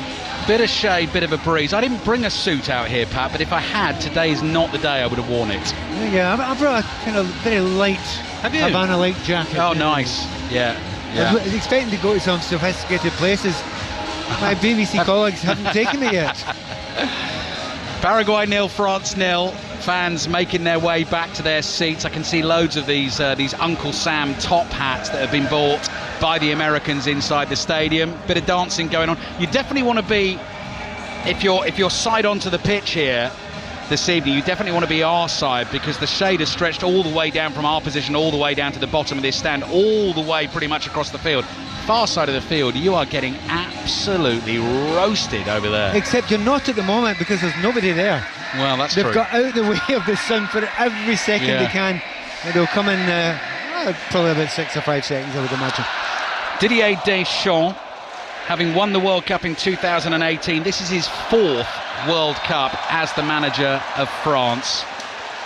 What a period it has been. Defeat, of course, in the final at home Euro 2016 against Portugal, that epic World Cup final against Argentina 4 years ago. This a 7th major tournament, and trying to win the World Cup for France for a 3rd time. But they've got a battle on their hands in the heat here in Philadelphia. We're back underway in the second half. Thank you for your company on 5 Live and BBC Sounds. I'm making it sort of 10 past 11 in the UK back home. So tomorrow You'll need to go on another couple of hours again to get yourself ready for Mexico, England. 1 in the morning, early hours of Monday morning. John Murray and Paul Robinson with the commentary.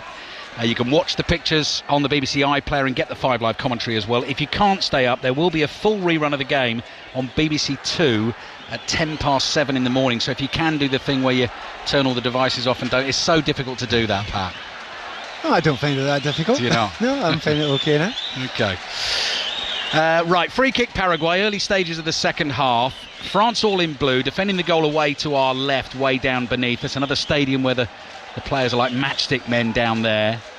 Paraguay in the red and white vertically striped shirts, plain white backs, white shorts, white socks. And they have a chance to test the French defence early in the second half. 90 seconds of it played. Here comes the free kick, driven with pace diagonally into the box, headed away by Jules Koundé. Volleyed to his right by Elise. Dembele with a nice touch back into Elise, who goes down holding his face. He was sort of stooping as the challenge came in, but got caught, and he is going to get the free kick. It does seem a wee bit weird. He was down before the challenge actually came. Really quite surprising that. But now and again, there's these free kicks from deep that the Paraguayans have put in the box. They'll take a little chance and put a few people forward, but their midfielders know how to slow the play down when the break comes. Luca Dean plays the ball to the left to Barcola. So that could be a possible change early in the second half of France, as Julien Laurent was discussing. Maybe Doué on for Barcola. That's the point. The 4 Musketeers are out there, but they've got a 5th and a 6th and a 7th if they want it. Upamecano, straight ball this time to Mbappe, running across the face of the Paraguayan defence, lays it off. The ball is worked to the left-hand side. Strip of sunshine over there. Digne is in it. So is Rabiot. Tall central midfielder for France, hugely experienced. Mbappe bursts into speed, comes running across the pitch towards us. The ball goes to the right. Dembele gives it straight back to Kone. Mbappe there, first time pass, looking for Koundé, trying to turn and lay it off to Elise. There wasn't enough on the ball to reach him, and Paraguay get it away. Yeah, but that's it. That's what you got to do. It was a little bit slower beforehand, but then in the build-up. But then zipped 1-2s inside the box. Look, there's very little space to do it. You need to be absolutely brilliant to be able to do that and create half a chance. They are brilliant. They can do that. They need to try it more often. Oh, Maisie Daisy dribbling from Elise. Then he runs into trouble, slides onto the floor, tries to sort of hook the ball back with his left foot. He lost it. France have won it back though, high up the field. Kone to Rabiot. Rabiot to the right to Elise again. Elise calls Koundé towards him. No, it's Kone who receives it from Elise. Passes across to Rabiot, tees himself up for the shot. Lets fly over the bar. Says there was a touch from the keeper. Referee disagrees. And that will be a goal kick to Paraguay, who have Hill in goal, Velasquez, Gomez, Alderete, the 3 centre-backs, Cáceres and Alonso, who's known as the Sheriff, as the left wing-back, Almiron, Galaza, Cubas and Diego Gomez, with Julio Enciso through the middle. Doing a lot of work, not getting a lot of the ball, but he's selfless. He'll keep on doing it. He'll keep on running. Tim Vickery was asking, during half-time, how much energy has he got left. Oh, wait a minute. Half a chance for Almiron. Ball breaks loose to him, races into the French penalty area, stabs it towards goal. That was blocked. It goes behind for the first Paraguayan corner of the game. Yep. We've got passes completed up there, 49 by Paraguay. Well, that was one of the best ones I've had in the game so far. Played out right, and they play for these moments. You have to get the ball in a corner kick, make sure the delivery's good.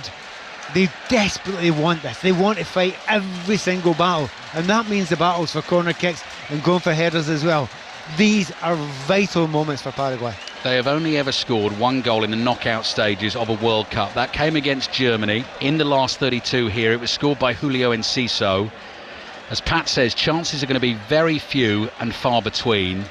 But if they could take one and just crank the pressure up on this fearsome French attack and continue to defend as they have done, then you never ever know. Almiron won the corner. He's going to take the corner. It's going to be an in-swinger from the right wing. Whips it in with his left foot. Good pace on it. Maignan slices the punch. It goes high in the air. Gustavo Gomez nods it down. Comes back out here to Velasquez, who goes flying over the challenge of Upamecano. That wasn't a foul, but it has gone out for a throw into Paraguay attacking position on the left. And again, they're leaving plenty of men up here. They've got a throw that's fairly long there, so he can put it into that danger area. Wasn't over impressed with Maignan there. No. Not the best punch I've ever seen. Right, this is the Sheriff, rootin' tootin' Sheriff for Paraguay. Long throw into the penalty area. Maignan comes and decides to catch this one better.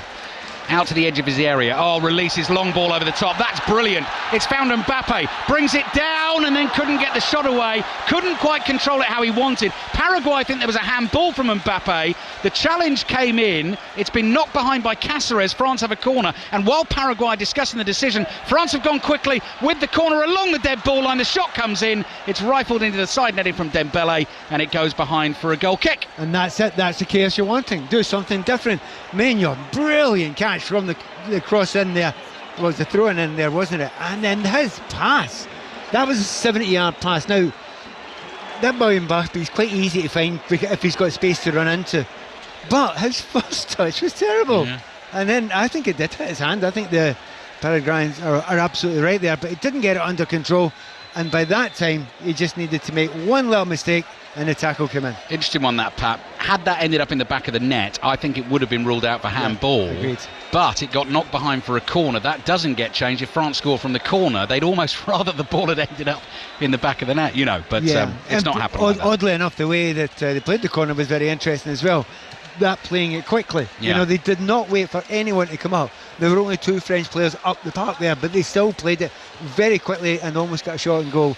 It's ended up with goalkeeper Hill. Yeah. A bit injured at the end of it. Orlando Hill is the goalkeeper, 6'6" tall. Only made his debut in their final World Cup qualifier away to Peru. He's got the nod ahead of the tournament. And obviously a hero in the penalty shootout win against Germany. Surname spelt Gill, but he is Orlando Hill. But Pat and I are just going for Hill because I don't think we can keep going with Hill all the time. We've just seen a little look at that pass again from Maignan, and it wasn't that much, I felt. It was only one hand. That's such an obvious handball. I mean, the referee's miles behind it, isn't he? Yeah. But that's outrageous. Yeah. But Pat, as well, you know, you're talking about the first touch. Mbappe's a brilliant player. I know he's got a velvet first touch when he needs it. That messy first touch for his goal. And I know you were saying I was impressed with the first touch. You were more impressed with the finish, weren't you? Yeah, the 2 touches were extraordinary. There's just one thing, it's a velvet touch to get it down with that foot. But he does this odd thing which the very great players do. They hit it slightly earlier than normal players do. And I remember trying to learn that and thinking, it's so unnatural. Yeah. And because it's that unnatural, people can't react to it, and particularly goalkeepers. So yes, the first touch was good, but I was massively impressed with the second. Extra time and penalties, obviously a possibility in this one this evening. France have had 5 penalty shootouts in their World Cup history. 1-2, lost 3. The last 2 they've lost have been in finals. Incredibly painful experiences. The one against Italy in 2006, Zinedine Zidane had already been sent off by that point, and 4 years ago. In Qatar against Argentina, here's Upamecano on the ball. Orlando Hill, the Paraguayan goalkeeper's okay. Manu Kone is in for Tchouameni, who has a groin injury. Passes the ball out to Barcola. Back it comes to Kone. Moves onto the ball. Tees himself up for the hit. And that is a good save. Hill at full stretch with his right arm. Tips it behind for the corner. Yeah, it's one of those ones where a 6'6" goalkeeper, you're kind of half expecting them to get it. But he tips it over, does a few rolls for the cameras as well, which always helps a little bit. But yeah, it's a decent save. But again, ask the questions. I mean, it'd be much better for that to be lower.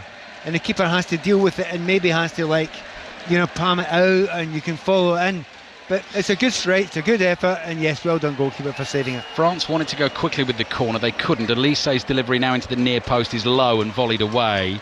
They thought the assistant referee wasn't strong enough there to get the Paraguayan defender 10 yards. They were making their point quite forcefully there. Oh, Elise didn't keep that in. No, not quite. He went round the back of the defender. He went off the pitch, stuck a left leg out to try and keep the ball in. But the assistant referee saw it. That'll be a throw-in to Paraguay. So 10 minutes gone. 5 live from the BBC, live in Philadelphia. Temperatures triple digit over here, as they say, in terms of Fahrenheit. We're pushing about 40 degrees. And it is Paraguay 0, France 0. And Pat and I will be at Brazil-Norway in the New Jersey Stadium tomorrow. That's your next World Cup commentary, 9 p.m. tomorrow night, followed by Mexico-England at 1 in the morning. Elise lays it off to Mbappe, pushes it forward to Barcola. Barcola can't beat his man, but he does win another corner for France. Yeah, and then really quick play. That's much better. At least he takes 2 players out, gets hit as he gives the ball away. That's the dark arts that Tim Vickery was talking about before. But that was much better. That's what you want to see for France, if indeed you're a Frenchman or love beautiful football. Dark arts from the nightclub bouncers, as they've been christened by Tim Vickery during this tournament. No respect for the effects microphone there. Walloped. Then the corner comes in, and it's an easy one for Hill. No challenge on him. Jumps in the air and catches the ball with both hands. And I quite like the image before the game of Kubas being the sort of little snappy terrier who's with the nightclub bouncers. They're little dogs, so you don't even get to the bouncers. And he's not let us down, has he? No. He's absolutely not let. I mean, his tackling's been brilliant. Energy's been fantastic. He doesn't seem to be he gets the ball right as we see it just now. His chest pass there was fantastic. He is a very good footballer as well. But that passion and willingness to make every tackle, which he tries to do again, slightly misses that one. Paraguay 0, France 0. Dembele, I'm sure, was in yellow boots first half. Those are bright orange in the second half. Maybe that was the problem. Diego Gomez on the turn. I got very good news for Pat Nevin as well. Jose Canale is getting ready, Pat, to come on for Paraguay. So they need another defender. Yeah, exactly. And Ciso chasing the ball down the left-hand side, just keeps it in play. Koundé is back there. He's appealing for a throw, and I'm not sure that went out. But I'm with you. I didn't think it did go out. No, he's put the flag up and given France a throw, which they've taken before that Paraguay can make their substitution. Exhausting, isn't it, though? Massively exhausting. Alderete, Pat. Alderete. Now, Alderete has had a knee problem throughout this tournament. That is why he missed the last game against Germany. He came in as the left-sided centre-back tonight. Right, do you know what's happened here? Canale would have been playing. I'm sure he would have been playing. But if you've got a choice between 2 players and one of them might be carrying an injury, you play him, because he might break down. If you go and play the fully fit player and then he breaks down, you bring on the injured player and he breaks down, you're in trouble.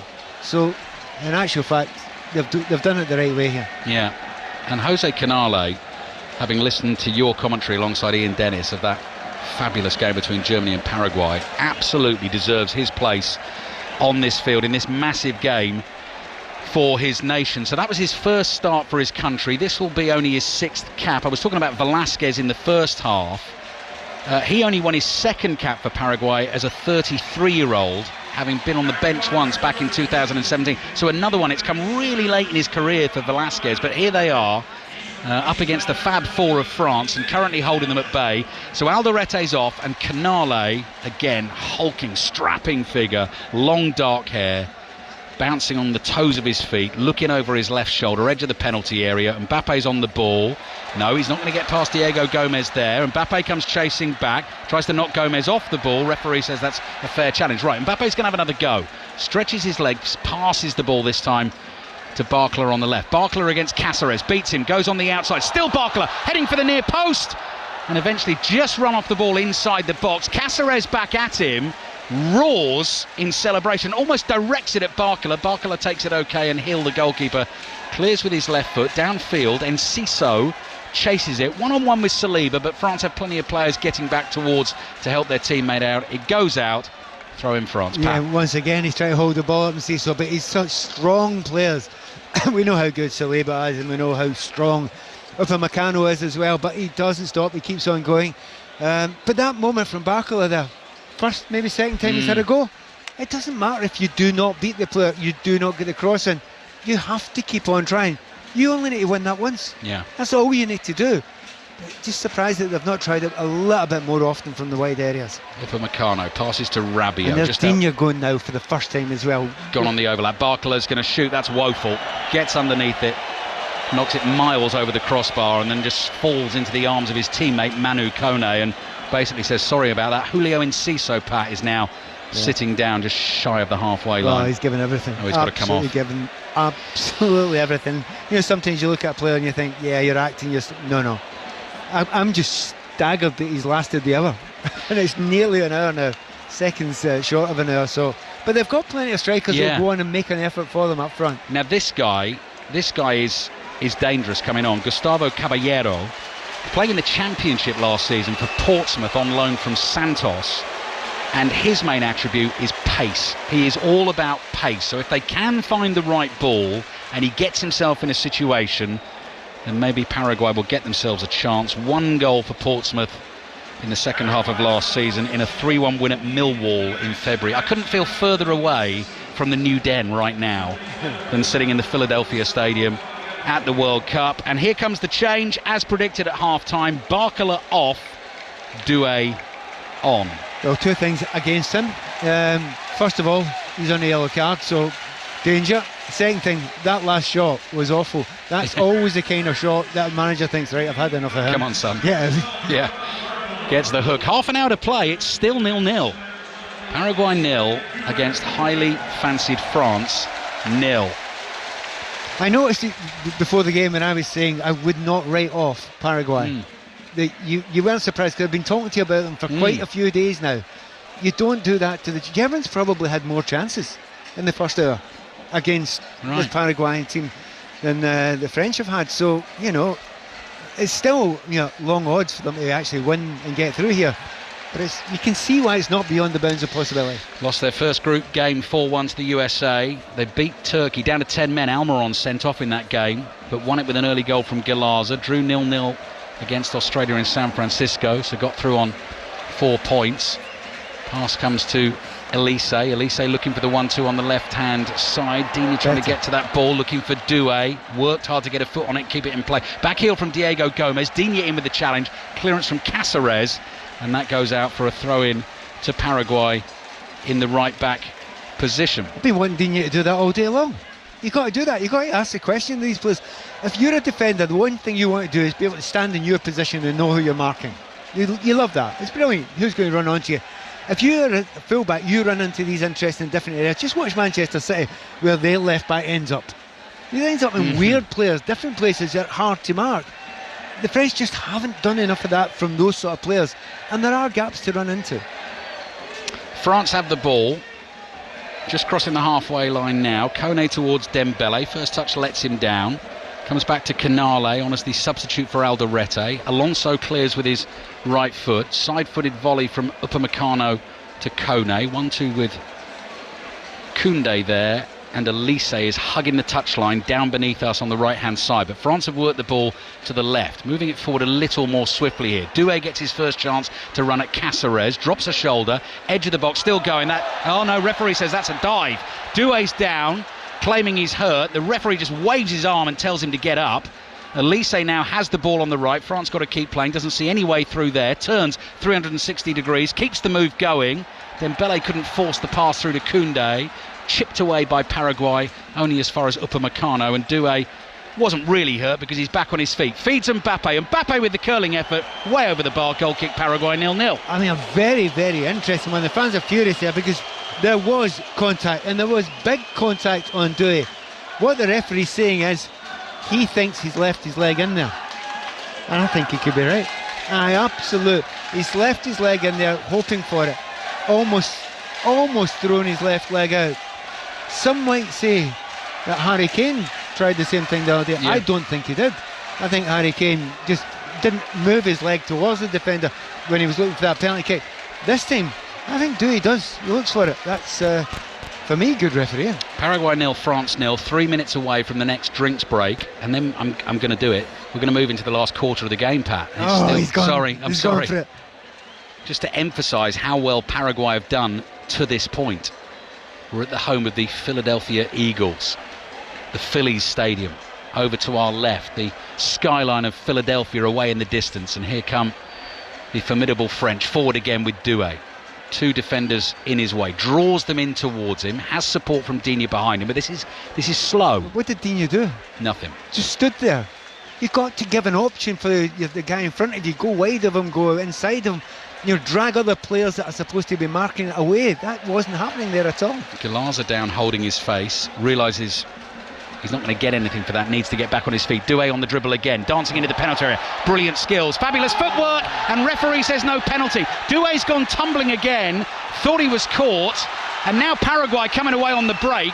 Almiron tearing downfield, and Saliba's done really well to stick with him, take the ball off him, and holds on to it. And Almiron is now lying down flat on the turf. Now, I don't think Saliba needs to stop here. Almiron just looks exhausted. Saliba brings the ball out. And what are Paraguay asking for here? They're asking, I see, they're asking for a yellow card for Doué's diving. We need to see it again, Pat. Yeah, to be honest, it didn't look like a dive to me. I think there was some sort of contact there. The referee and obviously the VAR will look for it. But that's what I want them to do. See that run? That's a penalty kick. That's a penalty kick. I don't think there's much of a doubt about that.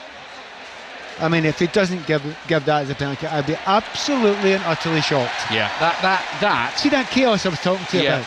Develop the chaos, run at players, ask a question, and then you find out. Video assistant referee must be looking at that. Surely we're going to get a pause in the game. That is what I would describe. There we go. It's up on the big screen. Check. Possible penalty. That, Pat, is what is known in our country as a stick-on penalty. Stonewall Absolutely. Penalty. He's got to go over for that. And Diego Gomez knows it, and the Paraguayan players know it, and the referee is jogging over to the screen here, and we know exactly what is going to happen. So Kylian Mbappe will have a chance from the penalty spot if he's the man to take it, to get France in the lead, to go level with Lionel Messi at this tournament on 7 goals in the race for the Golden Boot, and to get 1 behind him in the overall list of World Cup goal scorers. I love it down there, because on the bench the Paraguayan defence is saying, oh, dive. No, I'm afraid not. No, brilliant skills, footwork from Doué. But wouldn't you have liked to have seen that a little bit earlier? You know, you've not seen it from Elise. Didn't see it enough from Bakla, maybe once in the second half. Doué's come on, and here it is. Here's the answer now. The referee's going to say it. Referee out into the middle of the field. We know exactly what he's going to say. Defender treat attacker player inside the penalty area. Decision is penalty. Decision is penalty. Midway through the second half, here comes the chance for France to break the Paraguayan resistance. Orlando Hill saved from Kai Havertz and Nick Woltemade in the shootout against Germany. Jonathan Tah blasted his penalty over the bar. I remember Kylian Mbappe missing a penalty against Switzerland in the Euros, Euro 2020, when they went out there. But at the moment, it's Dembele, Pat, holding on to the ball. We see this all the time, and guarding the penalty spot. Every dark art being used. Look how many Paraguayan players are around, 5, 6, 7 around the penalty spot. Why do you... Oh no, there's one of them kicked the penalty spot behind. That's so obvious. He should be booked for that. Yeah. He should be booked for that. That's Velasquez. Yeah, that's not so. Do you know what, mate? 60,000 people's just seen that. Yeah. As well as how many millions, possibly billions around the world. Now you would think, if France score first, that's pretty much game over. Paraguay have then obviously got to come out. They will be tired after all their defensive efforts. That could open them up. Yeah. But he's got to stick the penalty away first of all. And look at the confidence of Orlando Hill up against one of the greatest players in the world. The 6'6" goalkeeper stands almost eyeball to eyeball with Mbappe. The referee's got to get him back here. He's a foot away from him. He's a foot away from Mbappe, and now he's being marched back, but he's had his say. Mbappe's been frustrated in this game. This is his chance, and he looks as cool as a cucumber, which is some going in these temperatures. Mbappe, purposeful, paces back to the edge of the box. Hill looks like a giant, all in orange, away to our right. Will Mbappe win the day? They've done everything now. They've got Mbappe to move the ball again. They didn't think any of the ball was on the penalty spot.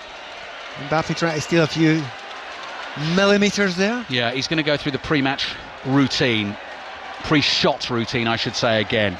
Pacey steps back this time. Couple of deep breaths, waits for the referee's whistle. Straight at it, Mbappe pauses with his right foot, scores. Sends Orlando Hill the wrong way. The Paraguayan defence unlocked. Kylian Mbappe has the key, and it was the brilliant dribbling from Désiré Doué that won the penalty. It's not quite been free-flowing France in Philadelphia this afternoon, but Doué's made the difference. Mbappe was never going to miss. He goes level with Lionel Messi on 7 goals in the race for the Golden Boot, and France take a big step towards the quarterfinals. Paraguay 0, France 1. Well, finally, in the second half, they do the thing they should have done beforehand. Run it, players. If you're against a packed defence and you have got great skills, just ask them the questions. Go on, try it. Can you tackle me? My feet are quick. Are your feet quick enough? And they clearly weren't there. And I'm just surprised it's taken so long for them to do that. But they did the right thing in the end. And the coolness of Mbappe when he walked up there. He had to wait a long time for that penalty kick. It never looked in doubt, did it? No. It didn't. So that's 19 World Cup goals in 19 games, which is quite simply astonishing from Kylian Mbappe. Fair few games still to play in this one, you'd think. And Morocco now, I'm sure, already thinking it will be France that they'll be facing in the quarter-final in Boston on Thursday. Maurizio is coming on for Paraguay. Here's a stat flashing up on the screen. Kylian Mbappe scored 10 goals in his last 6 FIFA World Cup games, and then they've given it the 19 in 19 one. Almiron is coming off. He'll be replaced by Gabriel Avalos. So attacking changes, it has to be. It's got to be a change of tack. Paraguay knocked Germany out in the last round. They did that on penalties. They've conceded the penalty here. Mbappe has punished them. And France lead Paraguay by a 1-0. And there's still a little bit of argy-bargy. Mbappe goes straight to Velasquez. And they are involved in a little verbal set two. Just talking in each other's ears, trying to get the other one to react. Mbappe has scored the goal that has France in front, and France is going to be really dangerous now. This is Velasquez against Mbappe. Mbappe tries to head it past him. Velasquez wins that battle, controls it, smashes it downfield. Upamecano just has to cushion a little header back to his goalkeeper, Maignan. And the drinks break. So we're 27 minutes into the second half. We didn't stop for drinks there, did we? No. That's interesting. Interesting. They've forgotten the drinks break. The temperatures are nearly that's a late challenge on Rabiot. That's Maurizio straight into it. Oh, now it's getting a bit tasty. Cáceres has knocked Mbappe over and then sort of treads over him to try and get the ball. And Paraguay are just flexing their literal muscles a little bit at the moment. Pat Nevin. They're just using all the physicality they can do. I think the drinks break, the advertisers are not happy, so they've decided, not the referee, that it's the drinks break because they put the music on. Right. So what have Paraguay got next? Mbappe is still involved here. 2 Paraguayan players. Gustavo Gomez, the captain, is sort of moving his teammate away, but at the same time having a go at Mbappe. Mbappe's obviously telling them, I've scored the goal, we're in front, and rubbing it in. Orlando Hill is there. This has the potential, Pat, actually, I think, last 20 minutes to get a little bit messy, because the Paraguayans down there are losing their cool, but the French players reacting too. I don't think the Paraguayans are losing their cool. Do you not? No, I think they know exactly what they're doing. I think what they're doing, they're winding the opposition up, they're trying to get inside their heads a little bit. I think they've done that for large parts of the game. And right now, they're doing it all the time, little shoves, little nudges, never quite enough to get a yellow card, but enough to annoy the opposition, leaving every single tackle in late. Yeah, every single dark art they can possibly use. What they will do now is the important parts, which is now tactically change it. And they have tactically changed it because they've taken, Gustavo Gomez has come off one of the centre-backs. They will go to a back 4 now, and they have now got more attack-minded players. Maurizio's attack-minded, Caballero's attack-minded, Avalos is attack-minded. They've got a different team now. They've got a different outlook now. Now it's a long shot, and they're going to be broken on without a shadow of a doubt. This is the game that the French have wanted all along. Probably all wanted all along, but it should open up now.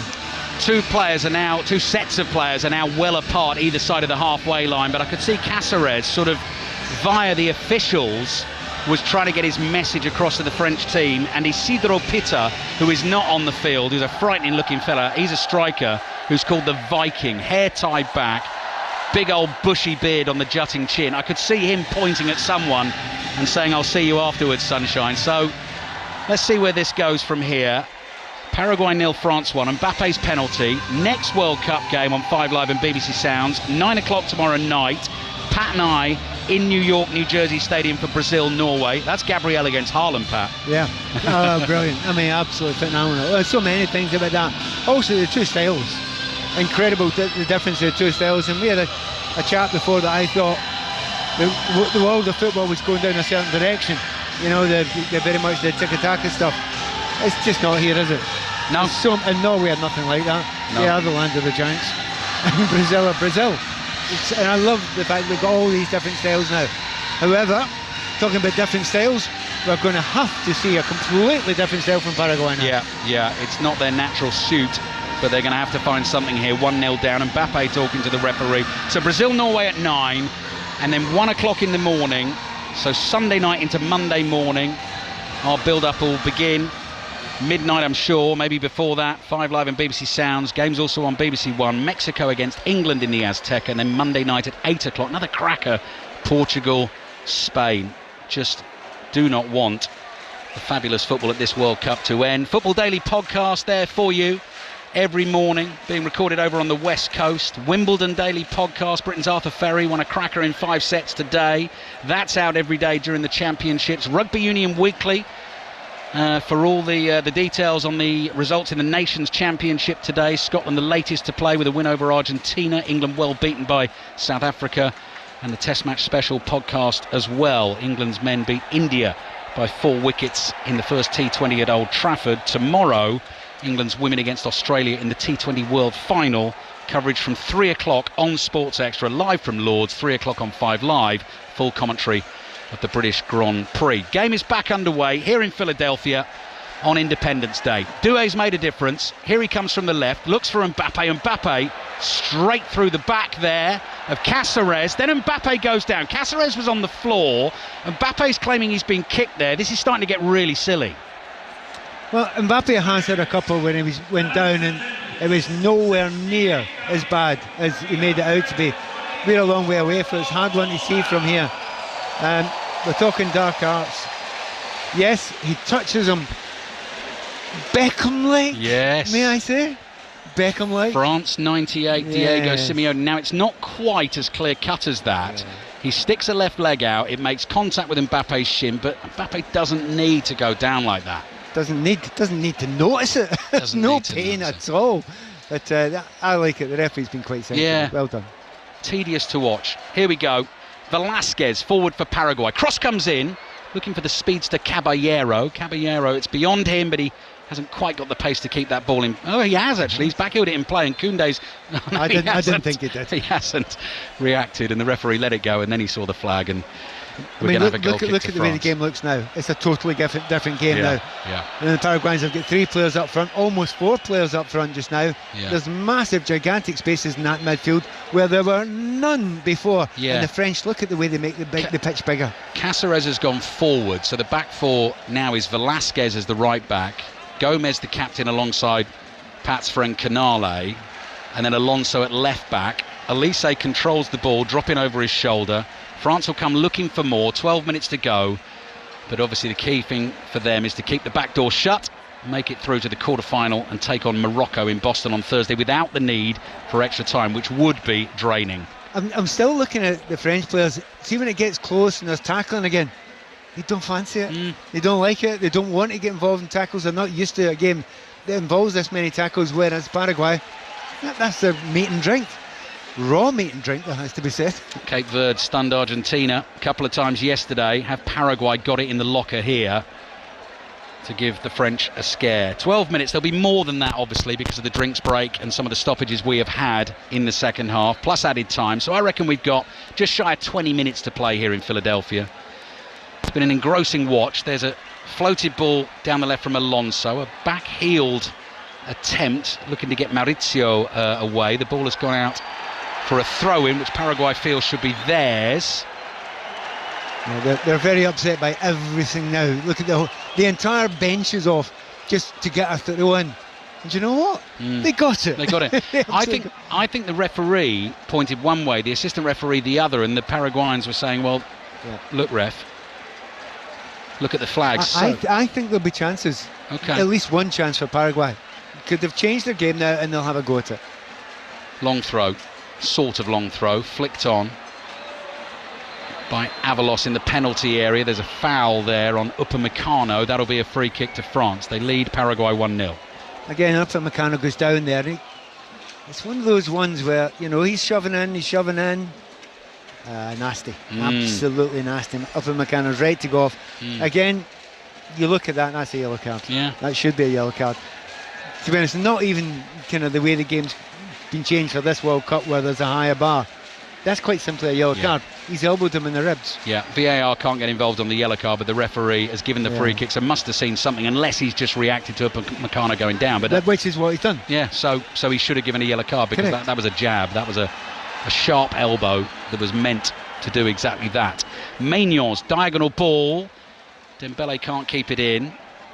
Atmosphere very quiet now inside the stadium. How much belief in the Paraguayan team? Paraguay 0, France 1. Again, we talk about Cape Verde last night. Went behind. You thought, well, that's it, finished. Wasn't. Well, it was eventually, but it took a while. 3 or more goals for France in their first 4 games. Just the one here. But at the moment it will do. Ball is dropped down inside the Paraguayan half, and then the challenge from Kone. That does get a yellow card. You heard the exclamation from Pat. That was not pretty on Cáceres, who's been taken out and caught. So Manu Kone. You talk about the cleverness of players, which is usually a euphemism for cheating. But they kind of know how to tackle. They know how to tackle the Paraguayan players with it being hard but not obvious. That was just too obvious. Yeah. From far, far too obvious. It was always going to be a yellow card. My hand's so slippy with sweat and moisture, I couldn't get the lid off the old yellow highlighter to signal the yellow card. 9 minutes left, plus added time. Gustavo Alfaro right in the ear of the 4th official. Free kick is taken by Mauricio. Spinning ball to the edge of the French area, headed into the box. Maignan jumps and then falls to the floor. Gustavo Gomez, the Paraguayan captain and centre-back, was closest to him. He's got to get on a strong run back into his defensive position. Maignan has released it now to Digne. France in control. Comfortable now, but it is just a 1-0 lead, and they will have seen, of course, what happened to Argentina against Cape Verde yesterday. Kone, with his right foot, passes across here to Koundé. Down the line it comes to Mbappe. Tries to flick it round the defender, collect it the other side. Cleared away by Canale, chased by Mauricio. Upamecano nods it down. Mauricio goes down. No, referee's not buying that. Just bumped into Kone and threw himself to the floor. You were talking about Mbappe there. It wasn't a good touch at all there, and he's went to ground a couple of times, and in reality it's a long way from his best game. Yeah, absolutely. You'll still get superior man of the match. Superior. Your superior player of the match indeed, Pat, will be, you're right, the goal scorer. Well, who would you give it to, actually, it's Pat? Not obvious. No, it's not very clear at all. No. I mean, I think the French have played well within themselves. No one sparkled. It hasn't been a sparkling performance in any way. It's hard to do it. Sometimes you play against a team that's even a weaker side than this Paraguayan team. If they've got every man behind the ball in very little space, it's just hard to beat. Are France going to treat us to something special towards the end of the game? Flicks and tricks. Dembele, Koundé to Elise. Elise goes gliding away from Mauricio, follows him and nicks the ball off him. Cleared away by Gomez towards Alfaro. Nods this ball down. Koundé takes a touch, is foul, but the referee sensibly plays the advantage. Elise is then fouled as well, so has to give the free kick this time. That's Caballero with the challenge, and I think the ball might have been kicked at Elise on the floor. So France will make a change. Ousmane Dembele, who's not going to score in this game, is coming off, and Ryan Cherki. So if you want a man for flicks and tricks in the last 10 minutes of a game, who are you going to call? Well, hopefully he is exactly the type of player you want here. There's a bit of space opening up. They'll send more players forward. He's a really, really talented player. Did you see him giving the hurry up there, Pat? Dembele, yes. you got to be off in 10 seconds. Suddenly realised.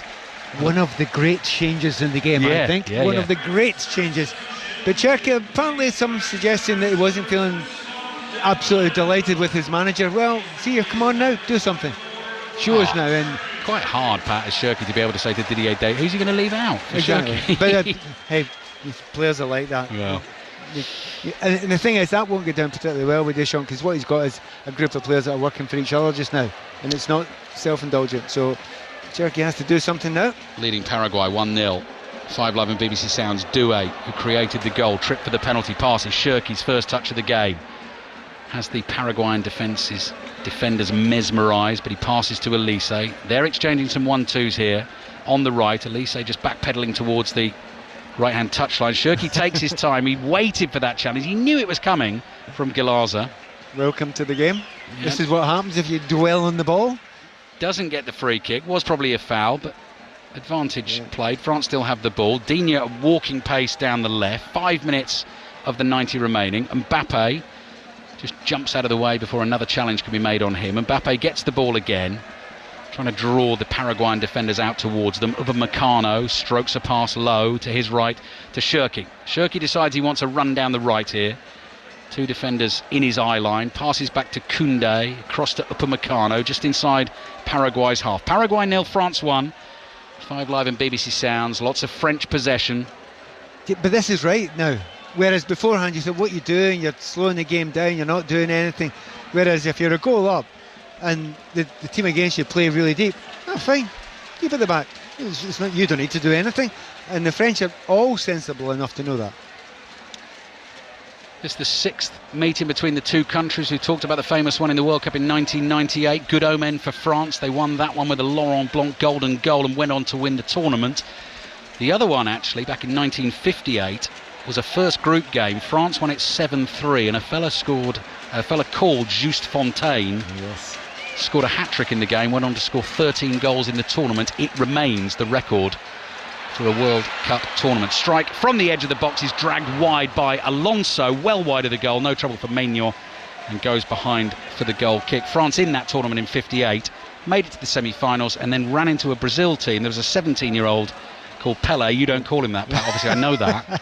Scored a hat-trick in that game. And the story there, Pat, is you met him and he said... I spent a lot of time. I spent an evening with him and I had to take care of him, and at the end of the evening he was very kind. We got on well, and he said, don't call me Pelé, my friends call me Edson. I'll dine out in that one for a while. One of the greatest moments of your life, I love probably. that. I quite like that. Yeah, it's great story to tell. Pat Nevin with us in Philadelphia. Kone's been caught, head injury, got to stop the game. France are going to get a free kick, and France just running it down expertly at the moment because we're moving into the 88th minute of the game shortly. Can expect a bit more from Paraguay in these last 15-20 minutes. You lose a goal, okay, you're going out, give it everything you possibly have. In actual fact, they've hardly been able to go on the ball. But then you could say about the entire game. You could. Header forward from Kone. France leading 1-0, so Morocco will be their opponents if they win this game in the first quarter-final in Boston on Thursday. Goes without saying. All the football, all the games remaining on 5 Live and BBC Sounds, including Mexico-England in the Azteca, early hours of Monday morning. Game kicks off at 1 a.m. What an occasion that is going to be. Koundé is not going to catch that ball, and nor is Shirky. Right. So Gustavo Alfaro, the manager, who's still somehow in that thick dark grey suit, is waving his players forward. Paraguay have got to get on with this because they are going out, as Pat said, rather meekly at the moment, and we're about to tick over into the 89th minute of the game. Can they summon something to take us into extra time? They don't seem to have the idea of how to attack just now. They did a little bit better against Germany when they needed to change it, but they don't seem to have an idea. Here come France.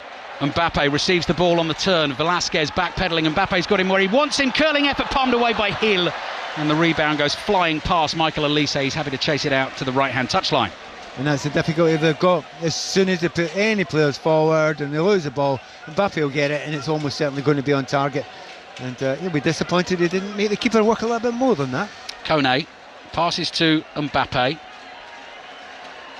Mbappe midway inside the Paraguay half, inside left channel. Ball comes back to Kone. France have it. They are heading towards the quarter-finals and a game against Morocco. Spain also in their half of the draw. So Monday night, 8 o'clock, is Portugal-Spain, which is always a great game at a major tournament. And then I'm very much looking forward to, Pat, finding somewhere to watch. 1 a.m. UK time, USA-Belgium. Oh, yes. I think that will be quite an occasion. Which city will we be in? We'll be in New York. Excellent. Yeah. Great place to watch. Yeah. In Deno's Bar. It's not called Deno's Bar, sorry, what's it called? I think they're going to change it. Buddies. It's Buddies, yeah. Yeah, good tip from our colleague Ian Dennis, who's pointed us in the right direction there. Maignan clears with his left foot. 90th minute of the game. Mbappe's penalty, the difference between the two teams at the moment. Now, chance for Paraguay. Mauricio hits the shot, doesn't get enough of it. Maignan scrambles and makes the save. A better strike there could have really tested the French keeper. They've had a couple of chances to get a straight on target when that one is on target, but he's completely panicked. He had probably time to take one more touch, not caught it at all, and what it does look like is they've just run out of gas. There's nothing left. The fact that they've had to go and try and be positive and go forward just now they have ran out, and there's not much left in the tank. Got their knockout win against Germany in the last 32. Maurizio, though, is going to cross in from the left-hand side. Digne had to concentrate there. Half volleys the ball away with his left foot. Heading towards added time. 10 minutes of added time. OK. Well, Paraguay do have time then. Gustavo Alfaro will want more from his troops here. Maurizio on the left-hand side. That's an early cross. Digne again. Good header away. Facing the wrong way, nods it down. Now the game's opening up. Doué streaking away down the left. Elise with the ball at his feet. Slides the perfect pass to his teammate. Doué onto the right foot. Hits it low. Couple of deflections. Cleared away by Alonso. Excellent. This game's completely wide open now, and they get a chance for the French attackers to do what they love doing. They've just not had any space to run into for the vast majority of this game. But now, just any time the Paraguayans go forward, they fly at them, and it just looks effortless. Here they come again. Elise dancing with the ball at his feet. Strong challenge on him. That one is a foul. Free kick for France. Long way out, good 40 yards out in a central position. France lead 1-0. I think Deschamps will have a few complaints after the game about what he will see as roughhouse treatment for some of his players.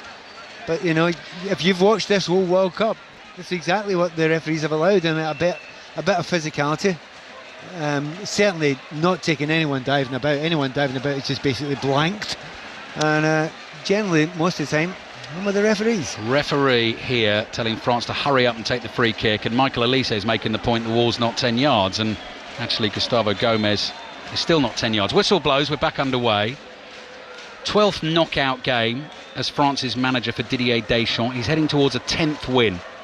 Just 2 defeats in the knockout games in his time as manager of France at World Cups. Brazil 2014, lost to Germany in the quarter-final, lost the final to Argentina on penalties 4 years ago. Upamecano under pressure here from Caballero in the right-back position for France. Maurizio spots an opportunity to cut off the back pass. Upamecano too sensible not to hit that pass. Eventually he's fouled. That'll be a free kick to France. And we're in 10 minutes of added time. We've had 2 of those.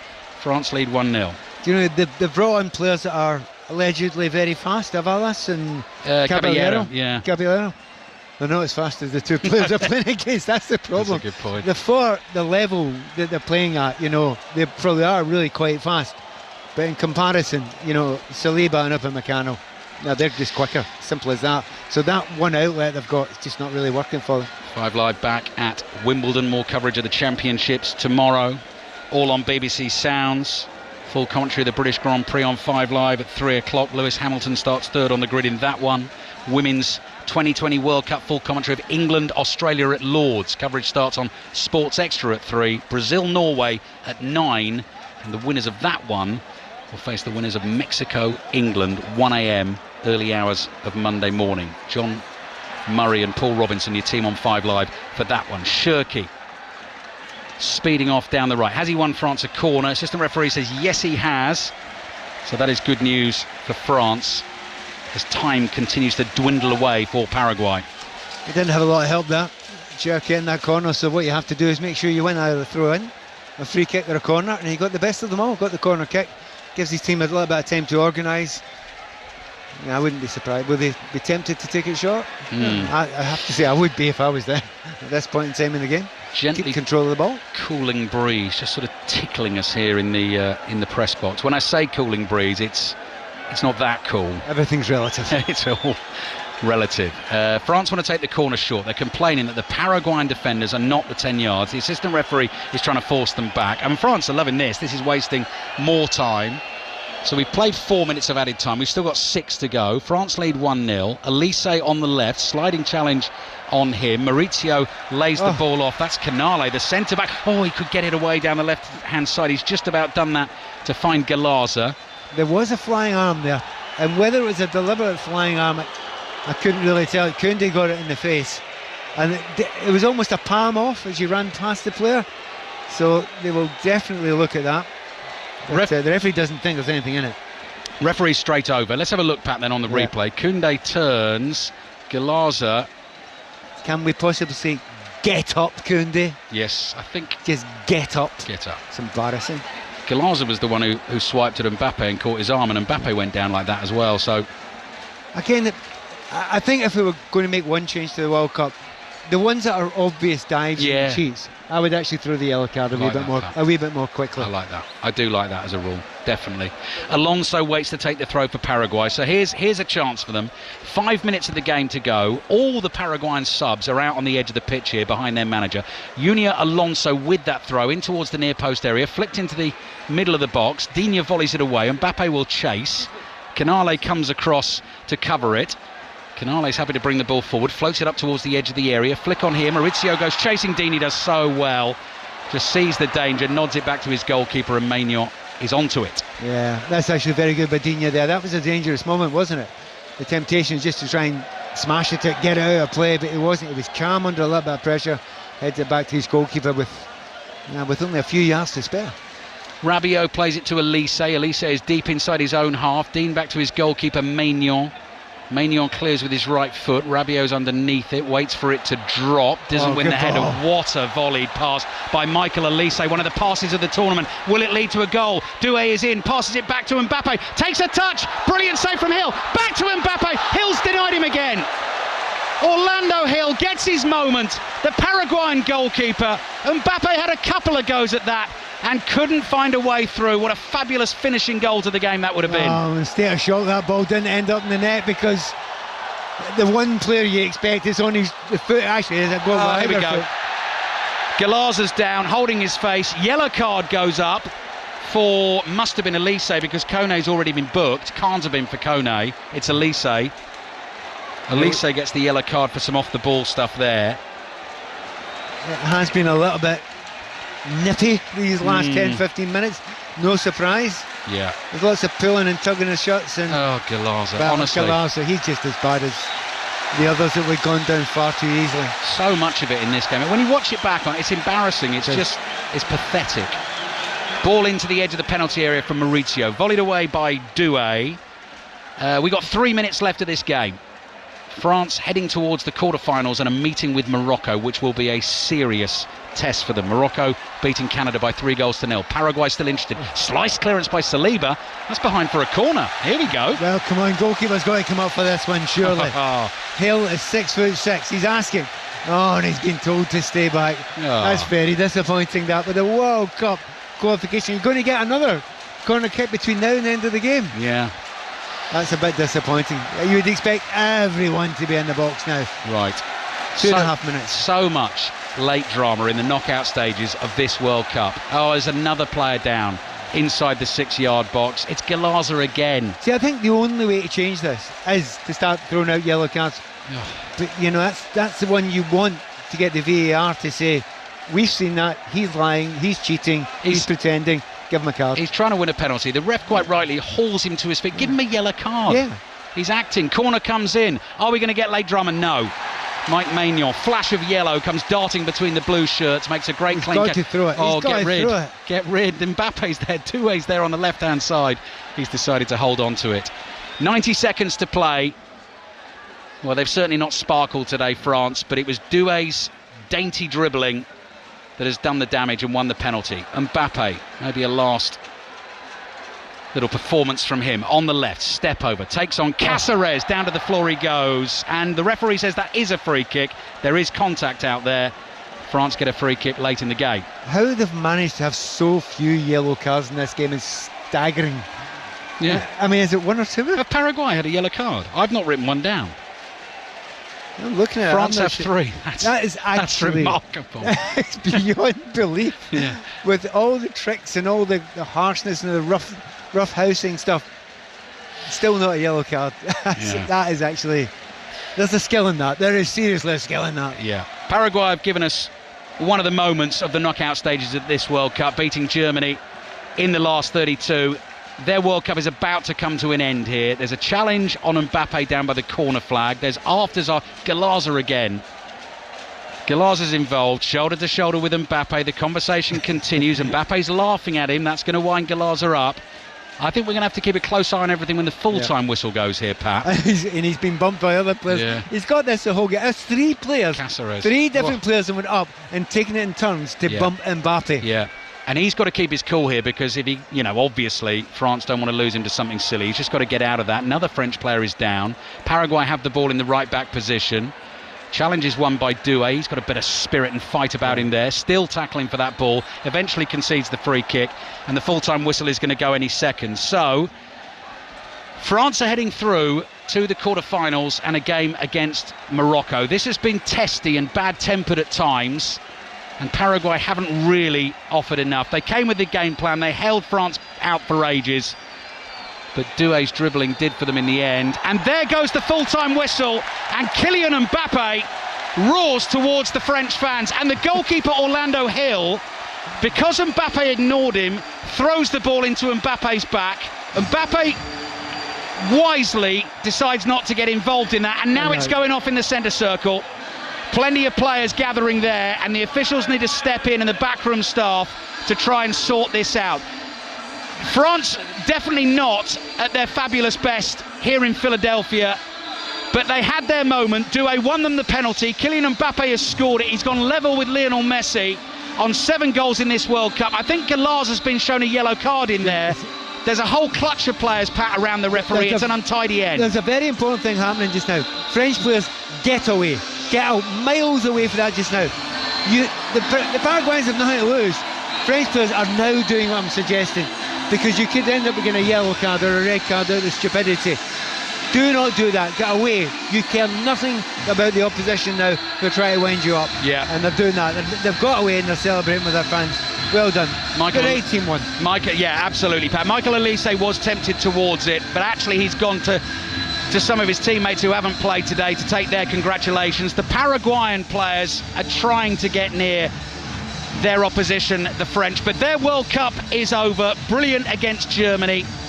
Couldn't keep France out. It was just the one moment. The brilliant dribble, the change made by Deschamps made the difference, and Kylian Mbappe scored the penalty. And the red, white and blue at the start of the game, which was all about Independence Day and America's 250th birthday, is overtaken by the French red, white and blue in Philadelphia this evening. They have beaten Paraguay by 1-0. The Mbappe penalty.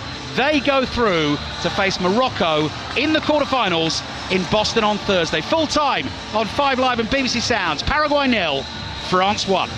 Alistair Bruce-Bull and Pat Nevin are inside the stadium in Philadelphia. Julien Laurent will be joining them. We're also joined by our South American football expert, Tim Vickery. But Ali, I'm just very interested in what's going on the pitch that you and Pat have been describing. It's extremely hot out there. Tempers have been fraying. It's also been the kind of game that people who enjoy, let's call them the dark arts of football, because even if it's late enough at night to use the other phrase, we don't need to.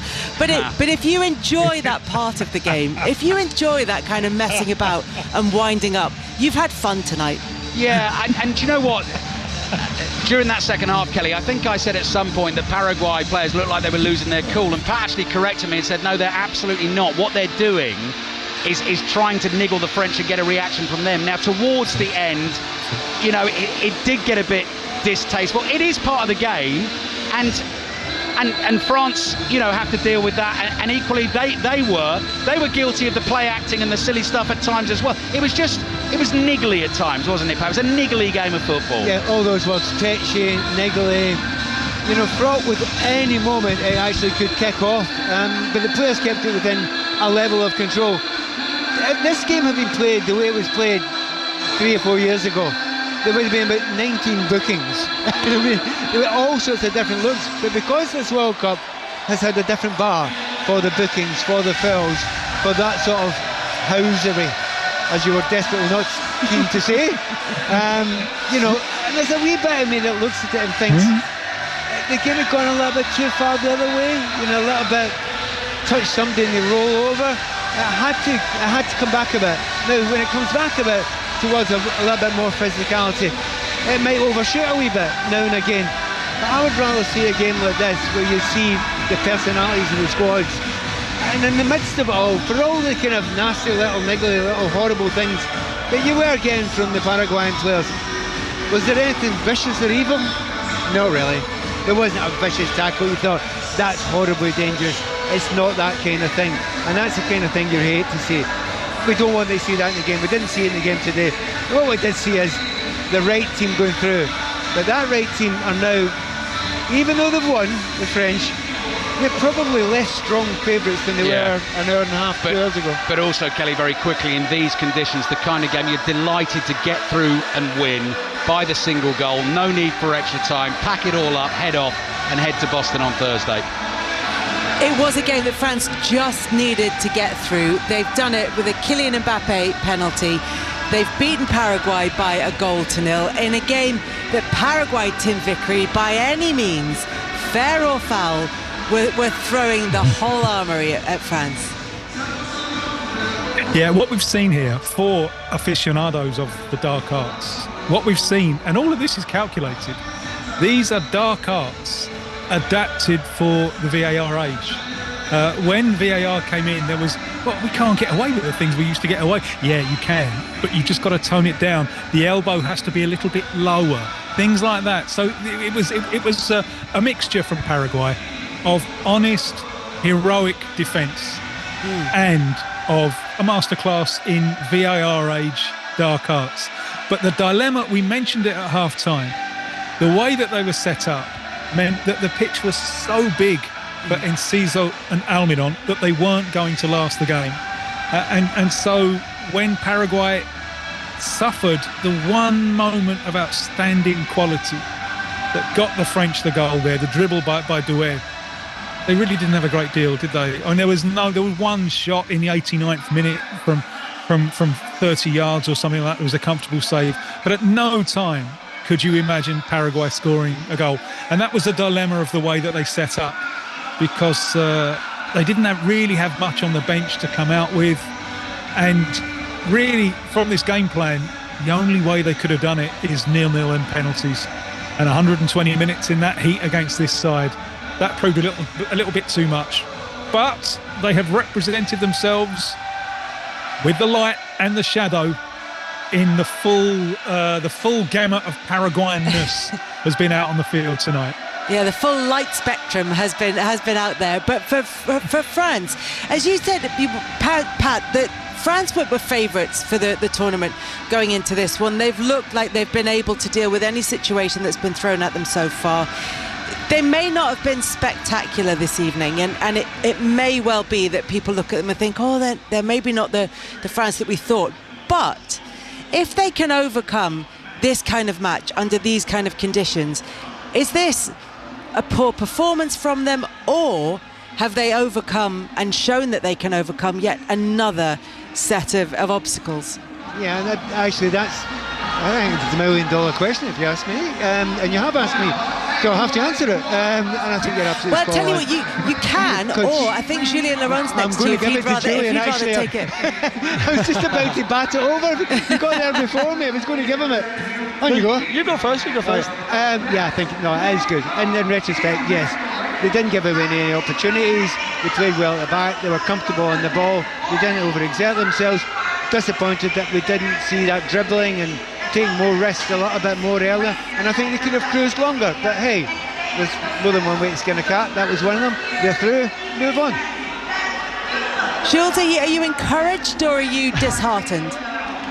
No, I mean, this is not my football, really. I mean, I understand the Paraguayan DNA and culture and everything you want, and it's difficult against a team that is better than you to try to go and play, but for me, there are boundaries and there are limits to what you can do.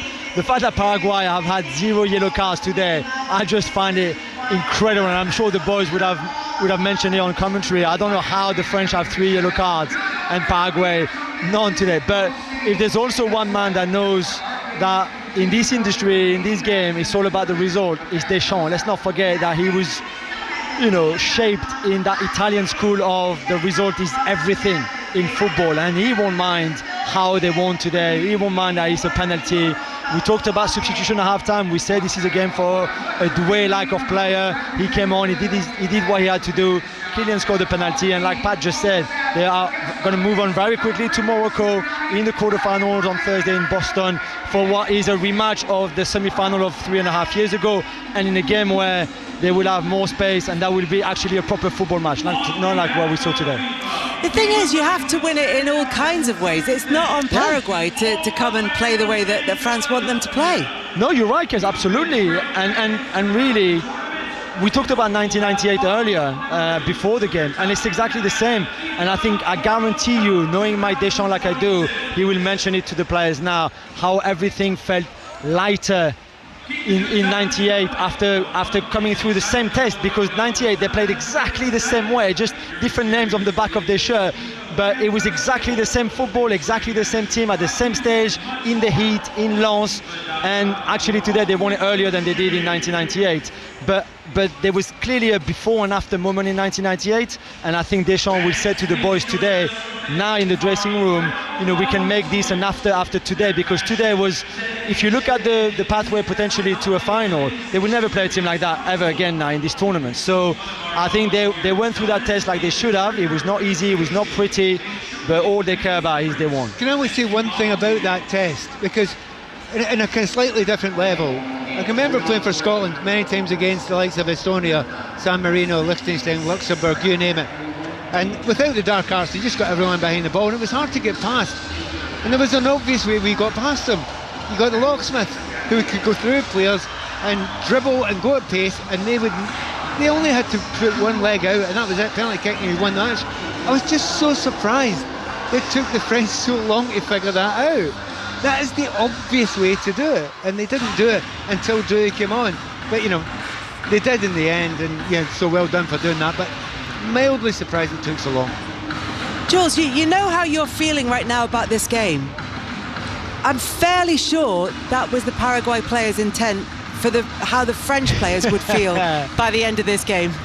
Yeah, and I mean, for everybody, anyone who's played football, whatever level, like Pat's level or my level or Ali's level, anyone, to play against a team like that, and everybody would have faced at some point a team like that, because it's not more, it's the definition of the game. You play against a better team, you don't have enough good players to go and take the game from them, so you revert to this. And Paraguay do it really well. It's not a criticism of what they do and their culture.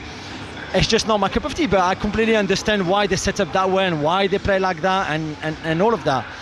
But the French would have been frustrated, and we saw that. And some of the things that some of the French players did, falling on the floor and things like that, clearly getting annoyed and frustrated and all of that, was exactly what Paraguay wanted, and they fell into that trap. And that's the one thing I think that Deschamps will also say, outside of we won and that's the most important, is like, just don't go there, because you went exactly in the trap that they set for you, and it could have been very different. It could have turned ugly, it could have gone to extra time, it could have gone to penalties, and then everything is very, very different to what they would feel now in that dressing room. Ali, I'm just looking at the stats from the game, and having said all of that about how Paraguay frustrated France and proponents of the dark arts and all that kind of thing, France had 76% possession. They had 15 shots compared to Paraguay's 5 shots on target compared to Paraguay's 1, and yet it comes down to such narrow margins as a penalty between them. Yeah. I mean, as Pat said and Julien just said, that the right team has won the game, and Paraguay rarely threatened, and Pat had seen them against Germany, and they managed to pull it off that time. They couldn't do it this time, and we said as soon as they went behind, it was going to get very difficult for them. And actually, after that point, there was 2 or 3 minutes where you felt they might try and do something, but I actually thought they sort of subsided quite meekly in the end. And yes, you've just got to find a way to win those games. And when you've got a squad like Didier Deschamps has, and Jules was talking about making the change at half-time, Doué on for Barkla. We saw him make the run a few minutes before he won the penalty, when the referee quite rightly called him out for sort of initiating contact, didn't give him a free kick, which is why he went down when he went down for the penalty. Play actually continued for a bit there, and you wondered whether the same thing had happened again. When you saw it, that was fabulous dribbling at high speed. That's what it needed. That's what made the difference. And then you've got to stick it away, and Mbappe did that, as he did with the penalty so brilliantly in the final 4 years ago. I loved the one-on-one with Hill right at the end of the game, the double save. I thought he deserved that actually for his performance at the tournament. I think in the end for France, all's well that ends well. How do you say that in French? Tout est bien qui finit bien. That's what I thought. That's what I thought. Sounds so much better, doesn't it? It really does. The moment for Hill was incredible, but then there was the moment after the final whistle where he went up and sort of put his hand towards Mbappe to shake it. Mbappe, actually, I saw the close-up of it, didn't actually see him. He was pointed in the opposite direction. Hill thought he'd been deliberately ignored and sort of bounced the ball off him. So the kind of fractious tempers in the heat sort of continued after the final whistle. However, Jules, Kylian Mbappe, 7 goals, level with Messi for the Golden Boot. 19 goals in 19 World Cup games. Yeah, just incredible. I mean, we've said all along since even our preview shows before the start of the tournament that the World Cup just ignites something in him. You know, I've said it many times, but he grew up obviously idolizing the 1998 generation when he was born in December 1998. So was not even born when France won that World Cup, and yet all the tapes at the time, and then obviously everything on the internet, on YouTube, everything you want, learning the national team and the national anthem, so early because he wanted to be ready for whenever the day would come that he would play for the France under 16 and then under 18 and etc. And I think the World Cup does something very special to him, the way it is this team.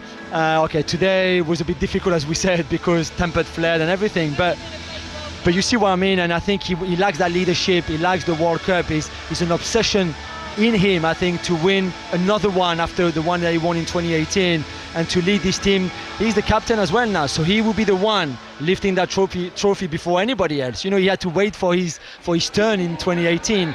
This time will be different, and I think he's possessed right now with this idea of going all the way again, and they were very close obviously in Qatar. We were all there, and then this time he wants to go a step further. But I really think that there's something special in this tournament here.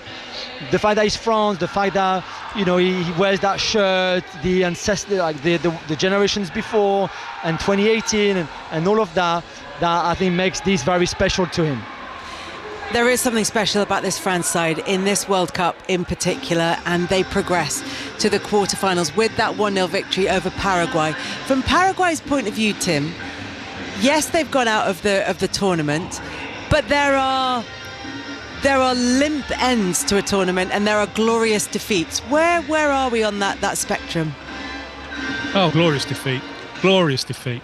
I suspect that by the end, many of the neutrals who've been cheering on Paraguay would have been thinking, yeah, well, all right, we think we've seen enough of you now. All right, on your way, son, back home, and let France move on.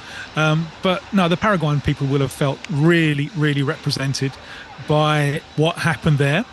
And now for Paraguay, it's the long build-up to their next World Cup game. We know where that's going to be. It's going to be in Paraguay. 2030, this very strange format with 3 games in South America and then all the rest in Spain, Portugal and Morocco. And Paraguay will be kicking off the next tournament, the next World Cup, in front of their own fans in Asunción. So that's something to build towards. And they'll be keeping Enciso wrapped up in cotton wool between now and then, because him around, had they had him fitter, if they'd been able to get Ramon Sousa on the pitch, if. But I agree with our friends in the stadium. The right side has won. So France are through to the quarterfinals. Tomorrow's last 16 tie is between Brazil and Norway in New Jersey. One of tomorrow's last 16 ties, because obviously England will be playing later in the day. Almost were playing before Brazil and Norway. This one is particularly interesting, I think, because you'd look at the matchup, Tim, and you'd look on paper and think it's Brazil at a World Cup. And yet, it feels as though people are a little angsty about Brazil's chances in this tournament. Is that justified, do you think? I think Brazil are caught up in a fascinating pincer movement in this one, between humiliation and opportunity. Why humiliation?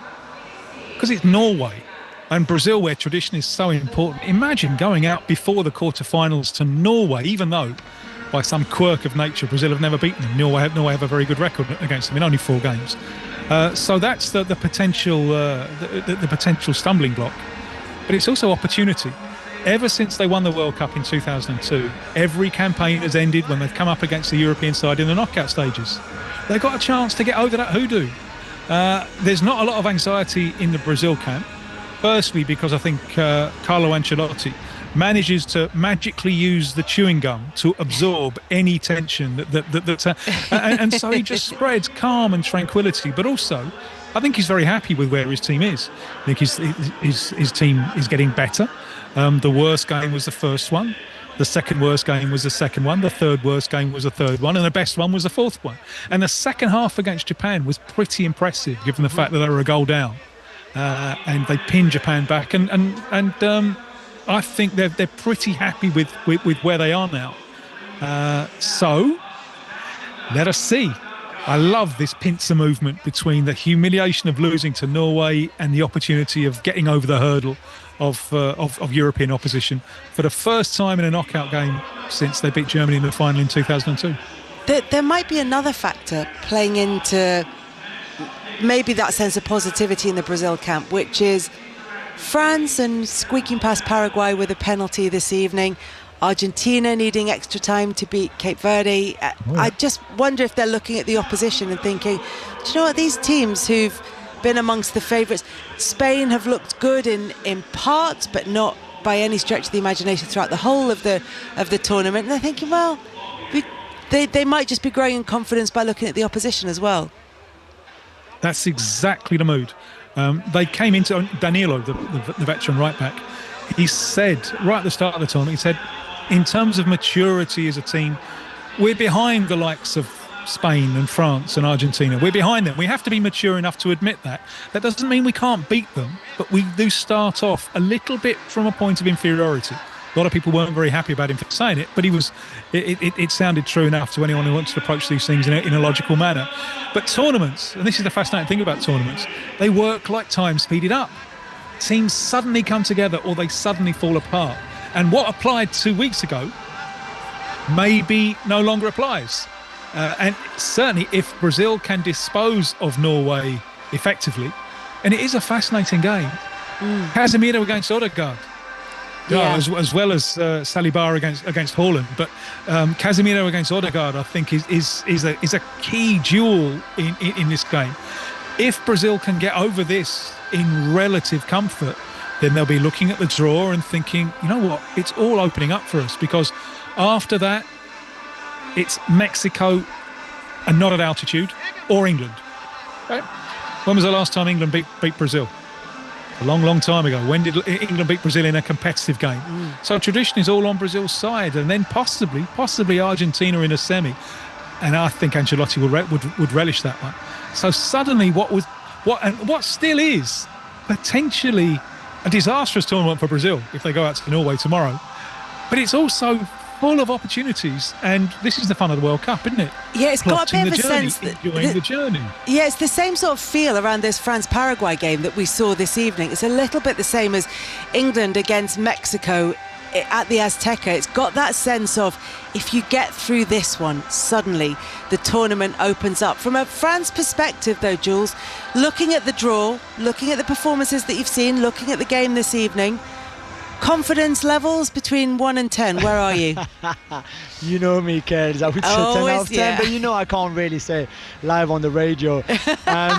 Which means confidence levels are 10. I mean, you've already said it. You know me. As you know, arrogance, etc., etc. No, but I think today we said is the test. Morocco, it would be, you cannot miss the Morocco game. Wherever you are in the world, I mean, we'd be lucky to be there, but wherever you are, if you listen on the radio, watch on the television, you cannot miss it, because they're two wonderful attacking team.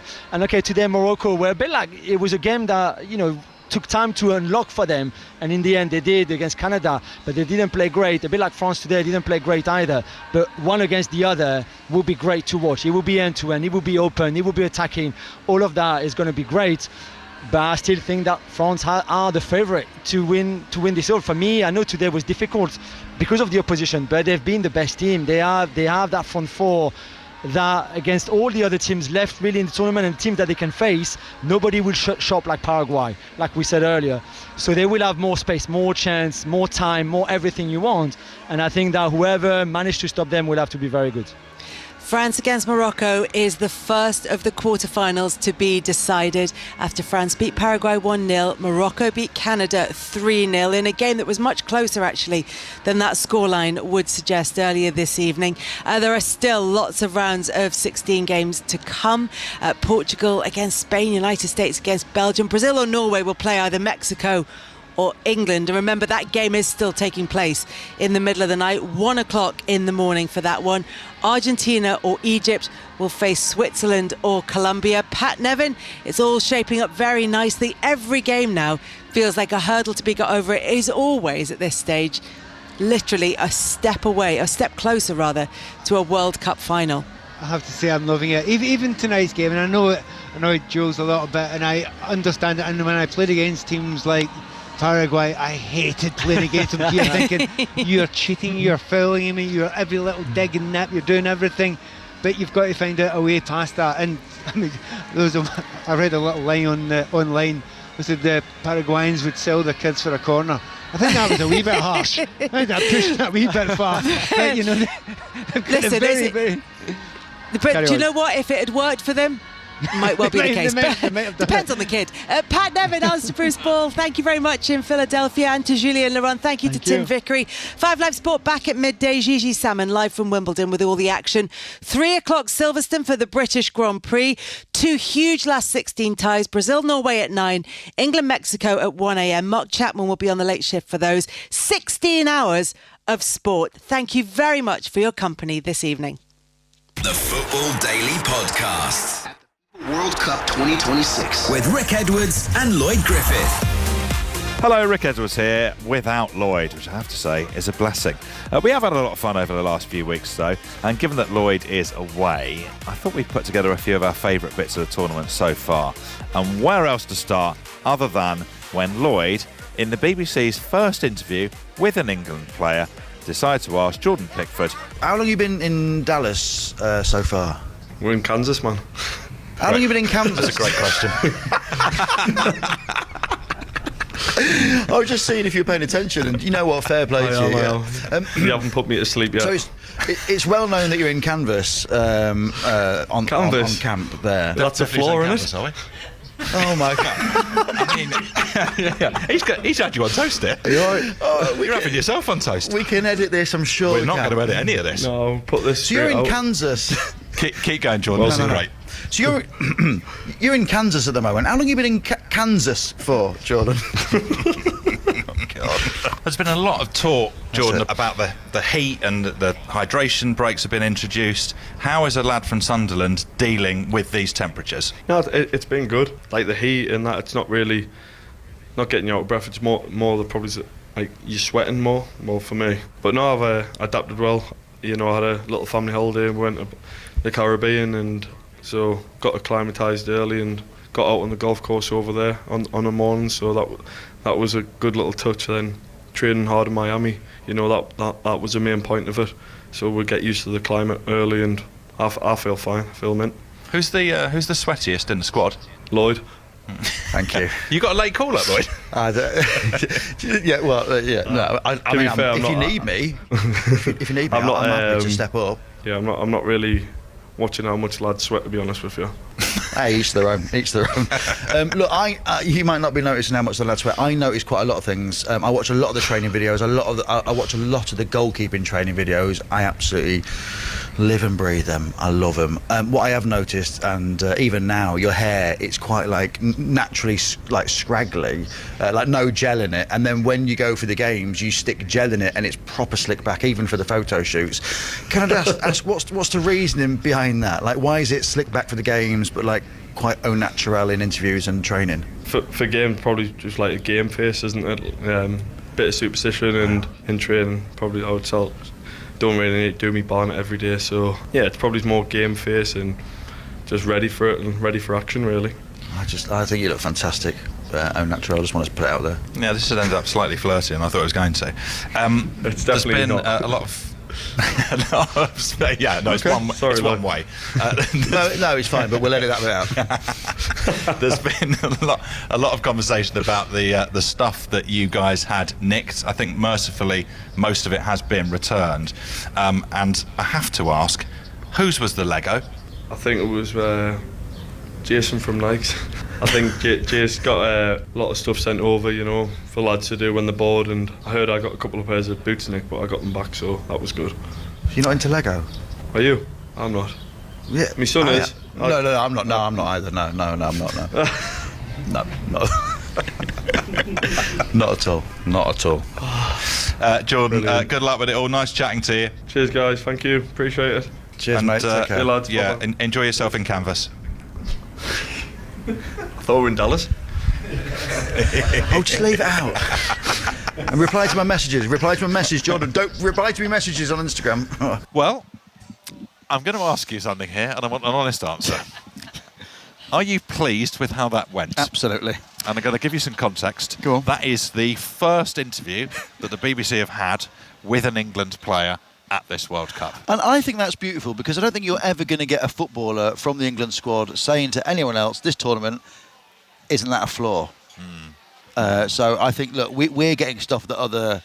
We're definitely getting stuff that other people wouldn't have done. Yeah, so I think... That's not necessarily a good thing. This is an exclusive. We're getting insights that, no offence, none of the other team can get. So I am really happy with how that went.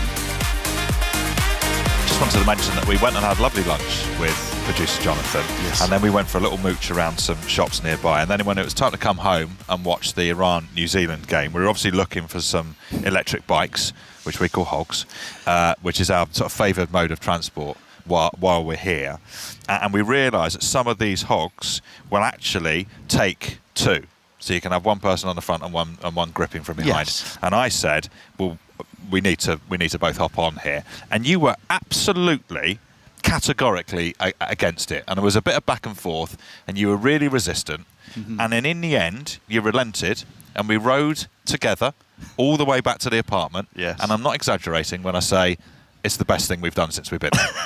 So I want you to publicly apologise for moaning and questioning when I was right and it was fantastic. Well, is anything I've said there unfair? Well, no, yes, because... Oh, go on. Well, I was a I'm bit interested. apprehensive because, you know, we're riding on LA roads here. Yeah. And I've ridden a bit of confidence. I've ridden a bike on my own, absolutely. But I haven't... We've done it the whole time. We've done it the whole time, but I haven't ridden with anyone on the back before. I'll accept. It was snug. It was very snug. Very, very snug. It felt like we're in the Winter Olympics in one of those toboggans. The thing is, I would have loved maybe 5 minutes in an empty car park just to kind of go round, get myself used to... Get on the freeway, see who salutes. And it was... No one saluted. No, it was good fun. Nobody saluted. It was really good fun. I quite like the fact that... We'll do it again. We will see what happens. We will do it again. There was a moment where you really did grip on, and I felt like I was in a massive... Well, that was when we were trying to cross the... quite a big road. It was quite a large road, and even Jonathan, on his own, was like, oh, crikey, this is quite precarious. And then there's us two with, I think, a combined weight of 33 stone, I think we realised. Yeah, that's right. It was really struggling to accelerate. The hog was... I think if there's a situation where we need to get back from somewhere and there is only one hog, okay, we can do it. Fine. But there were multiple hogs around, multiple hogs. which we could have got on, and you decided, no, we're going to recreate Titanic, but in LA, but on a hog. And I was right, too. We actually just, because it is the way we get around, we just arrived on separate hogs, and I wondered if you just wanted to share what your app said immediately you got off. There are some things I think that maybe we shouldn't share on the podcast. I think it's quite nice. Well, basically, there's two types of hogs, as mentioned. There's one where it's just for one person, and there's one for two. And as I got on, that's not helped. As we got off at Yoda King's Head, the app said, "Is there a second person on the bike?" He's like this. Even producer Lizzie just put a hand over her mouth there. The saddest thing to read. Oh, is someone else on there? No. Just me. But I think it's because I've been going to Gold's Gym, and muscle is heavier than fat. Yeah, you're packing on the muscle. Yeah, so I'm packing on the muscle. So, and I also do think it is because at one point, as a little bit of a joke, I ferried my bottom towards the back end to kind of look like an. I was behind you. I did wonder what you were doing. Yeah, and I just thought, that looked quite like I'm on a Harley, but essentially it is an obese man on a hog. It didn't look cool at all. You asked me what it looked like, and I said you look quite squat. I did. I mean, think that's probably the politest way of putting it. So look, these to be fair, they're great ways of getting around Fantastic. LA. And you could probably do without the body shaming. I know I might walk tomorrow, just for a little bit of well, I guess less fat shaming from an app, and also to get me steps up. The Football Daily at the FIFA World Cup 2026 with Rick Edwards and Lloyd Griffith, live from LA. Steve Bracknell, Royal Oak manager, joins us now, direct from his bed. Why are you in bed? I want an answer to that question. Well, I don't know what time it is in Los Angeles, but Fort Worth, Dallas, it's getting on a bit. I mean, are you Starkers? No, I've got boxer shorts on, but I've got air conditioning on and it's freezing in this van. Van? What? I'm very confused. Are you in a van? I've had the greatest day of my life today, and it's ended with me laid in a double bed at back of the van. Can you remember when you went to school as a kid and they had Greek Day, and your mother would wrap you up in a tablecloth and put a crown on your head? It's and a toga. To school. I look like that. You do actually. Certainly very regal. Toga, that's it. A toga. A toga. I knew there was a name for it. So talk me through your day then, Steve. Greatest day of your life. Oh, for years and years. I think I came out of my mum's. Well, my mum. Yeah. Oh God. Dreaming of World Cups. I've loved football since as old as I can remember. And today, for the first time in my life, I saw England play at a World Cup finals. I was crying as soon as I got in ground. I was crying when I left it. If I carry on this call, I might cry now. Steve, can you talk us through the vibe? Day. What is it like in Dallas? What it was like in the stadiums? Well, I've been here for a week and I've immersed myself in local culture. I went horse riding, I went line dancing, I had Texan barbecue. Really nice welcome. But then, last 24 hours, England fans arrived, and it just felt like I was in Blackpool, to be honest. And I like Blackpool. No wrong with Blackpool, but I've never been in Blackpool when it's 110 degrees or whatever it is over here.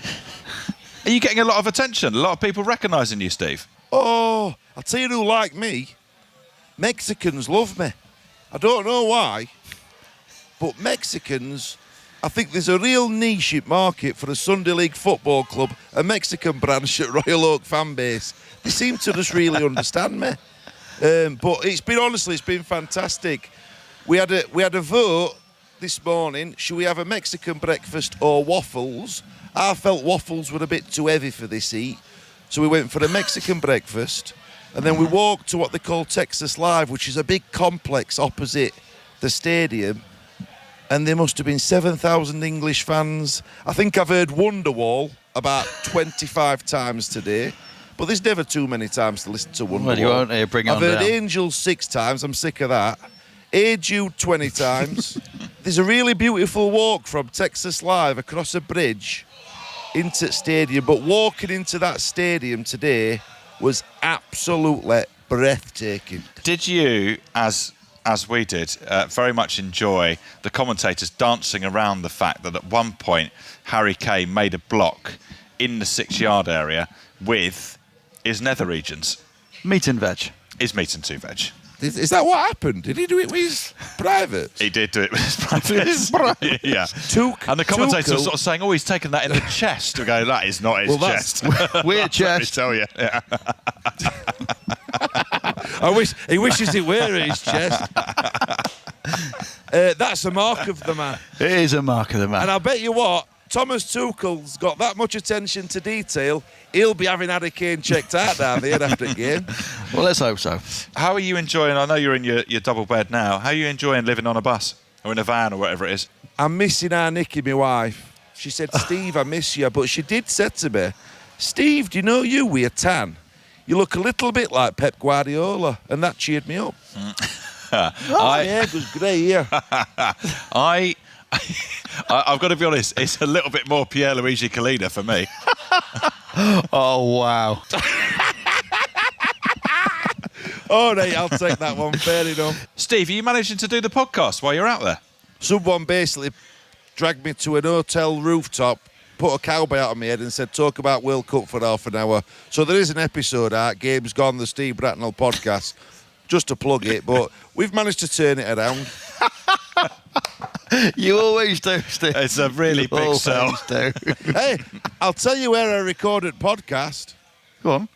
100 metres from where JFK got shot. I'm a culture vulture. Very interesting. It's actually like talking to John Murray. It is, but with less clothes on.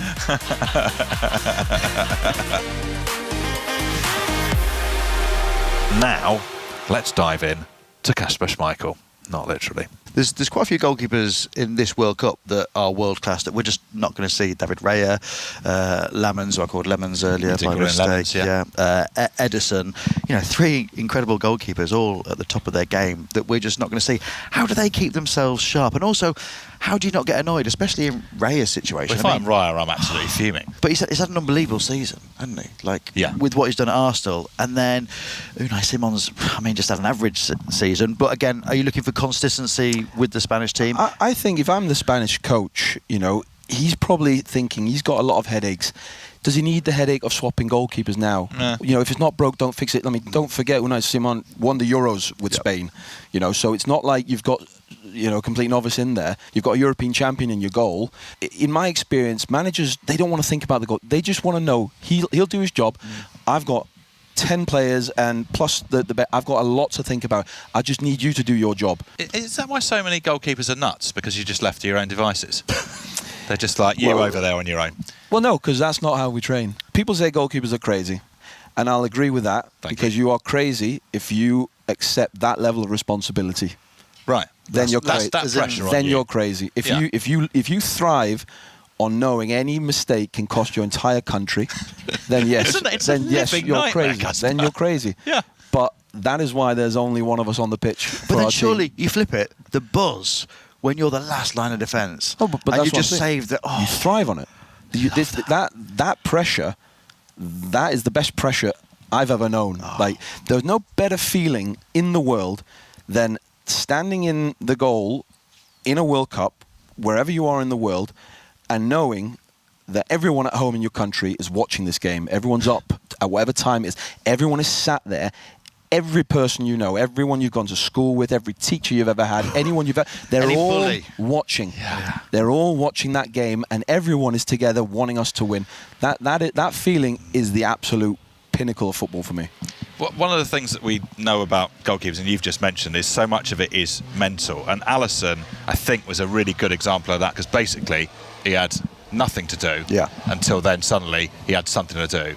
And to keep that sharp for 90 minutes in a game that is relatively easy for you, it's tough, right? The ones where you'll say nothing to do, for me, that's the ones where the top keepers, they separate themselves from the elite. That's kind of what I mean, because he's got nothing to do, and yet somehow he still maintains that level. But that's what he's conditioned and coached to do. Can you get to a point where you don't feel consequence anymore? You just go and make decisions and do what you do, and you're not scared of what's going to happen. The second you become scared as a goalkeeper of the consequences, then you become tentative.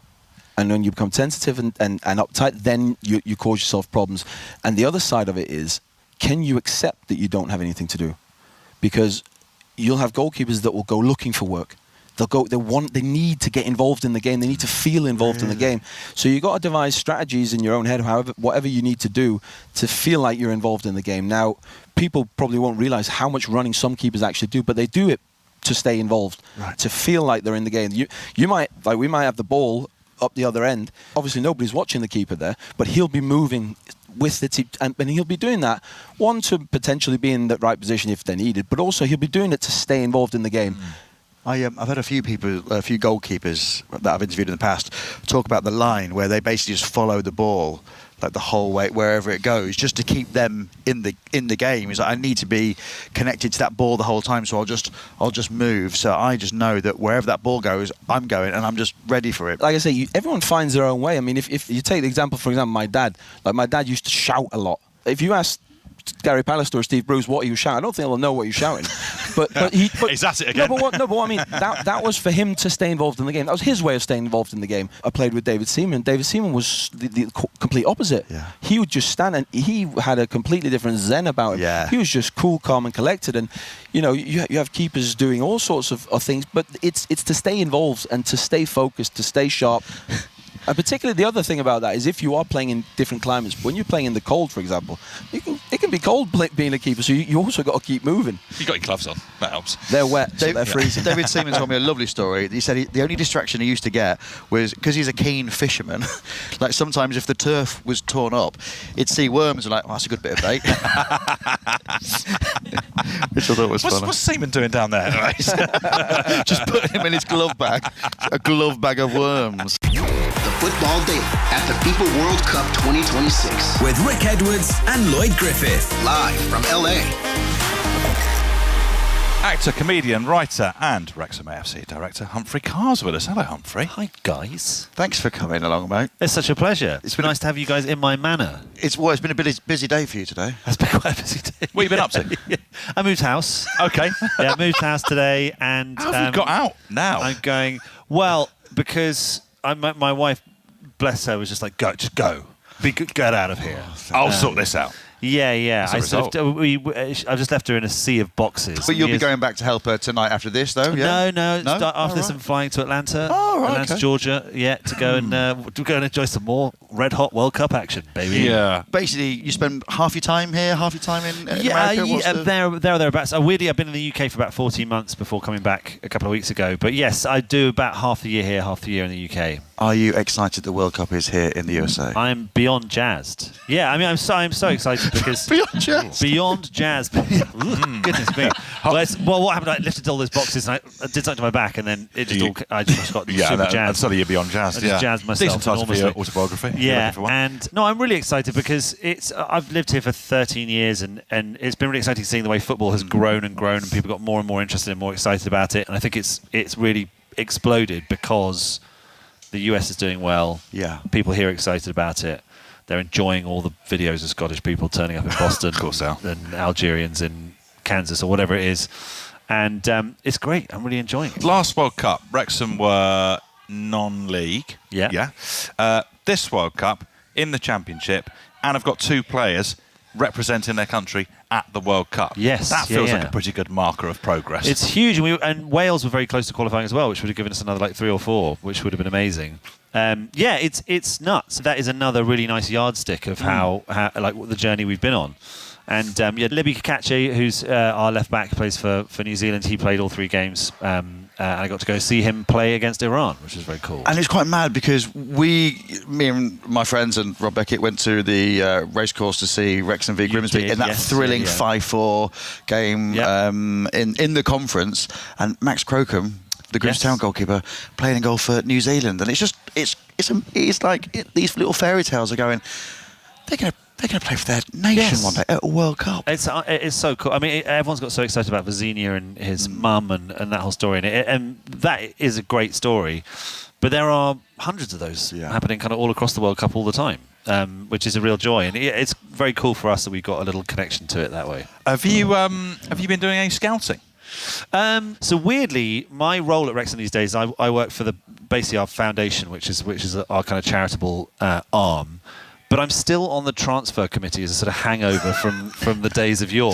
Is that the kind of thing where you're going, just don't tell him? Do not tell him. 100%. I still get sort of emailed, like, we'll take a look at this lad. And I'm like, he's tall. That's the sort of thing, that's as sophisticated as my analysis gets. I mean, on that basis, sign yourself. Yeah, exactly. I'm like, just another nice tall fellow to hang around with. So my neck hurts from looking down the whole time. No, Phil Parkinson, our manager, has always loved, he likes a bit of he likes everyone to chime in a bit. He likes getting everyone's opinion. It's that sort of classic, you'd always hear those stories about sort of, Bill Shankly asking the tea lady, like, what she thought of this, of Ian St John or whatever it is. And Phil has that thing. He likes, Humphrey, what do you think of this guy? And I'm always like, yeah. Just lots of really empty platitudes about them. It's like, he's a tricky tricky lad from what I've seen. Looks like he's got a trick in him, doesn't he? He's got a trick in him. Just like very non-specific. I would be things. beyond jazzed if we signed this guy. Yeah, exactly. There's a lot of that chat. Can you not just send him an email going, I've just been to this game and I really like this person. Should we just get him in? Yeah, so I texted Phil about 2 years ago about Johan Manzambi in Switzerland being like, I've just seen this guy, he's playing an under-21s game that's on telly here in the States. He's absolutely tearing them to shreds. And he was like, he's okay. I mean, he's probably worth about 25 million quid. It's basically like me being like, hey, have you heard of this guy called Messi? Yeah. I think he's got something. It was like the most behind-the-curve piece of scouting of all time ever. Well, look, we're going to have to discuss the Portugal result. They won 5-0 against Uzbekistan. And, Ronaldo scored a couple of goals. He did, yeah. He scored 2 goals. And I'm just looking over some of the things that we said about Ronaldo after the first game. Should we read each other's? Yeah. So you said he's a shadow of his former self. It's really sad to see. He's gone 10 games without scoring a goal at tournaments for Portugal, and you don't see it changing anytime soon. Rick said he's a pathetic little man. I didn't say that. I didn't say Here's that. your humble pie, fellas. Oh, it's our humble pie. Thank you so much, Josh. And you look lovely, by the way. Cheers, mate. Thank you. Rick, you said it's a vanity selection. Yes, I did. Well, let's get stuck into our pie. Okay. It actually looks fantastic. Basically, I think Ronaldo listens to the pod. Yeah, you think there was a motivator, don't you? I think there was a motivator, and we'll discuss the Go goal. straight on the ice cream. Well, no, I want a little bit of moisture. It's moist enough as it is. It's Oh, apple one pie, second. mate. Sorry to speak with my mouth full. Don't mute us. They need to hear this. Thank you, Cristiano. Thank you, delicious. Cristiano. It's very nice, actually. And apologies. That's a big spoonful of... What are you doing there? Well, What's happening? I'm eating the humble Am pie. I going Rick. to get any of this? Sorry. If they're going to give me pie, I'm going to eat it. I'm going to inhale it. The first goal is really well taken. It's great movement. It's a really good finish. And also, it was the same kind of goal that he could have. I've just spat humble pie all over the table. I'm so sorry, guys, but I mean it's a podcast. So I probably didn't even need to mention it. The goal that he scored today was very similar to the chances he missed. Yeah. The other game, and again, he's obviously listened to the podcast. He's taken it on board and he's put it away. The second goal. Well, look.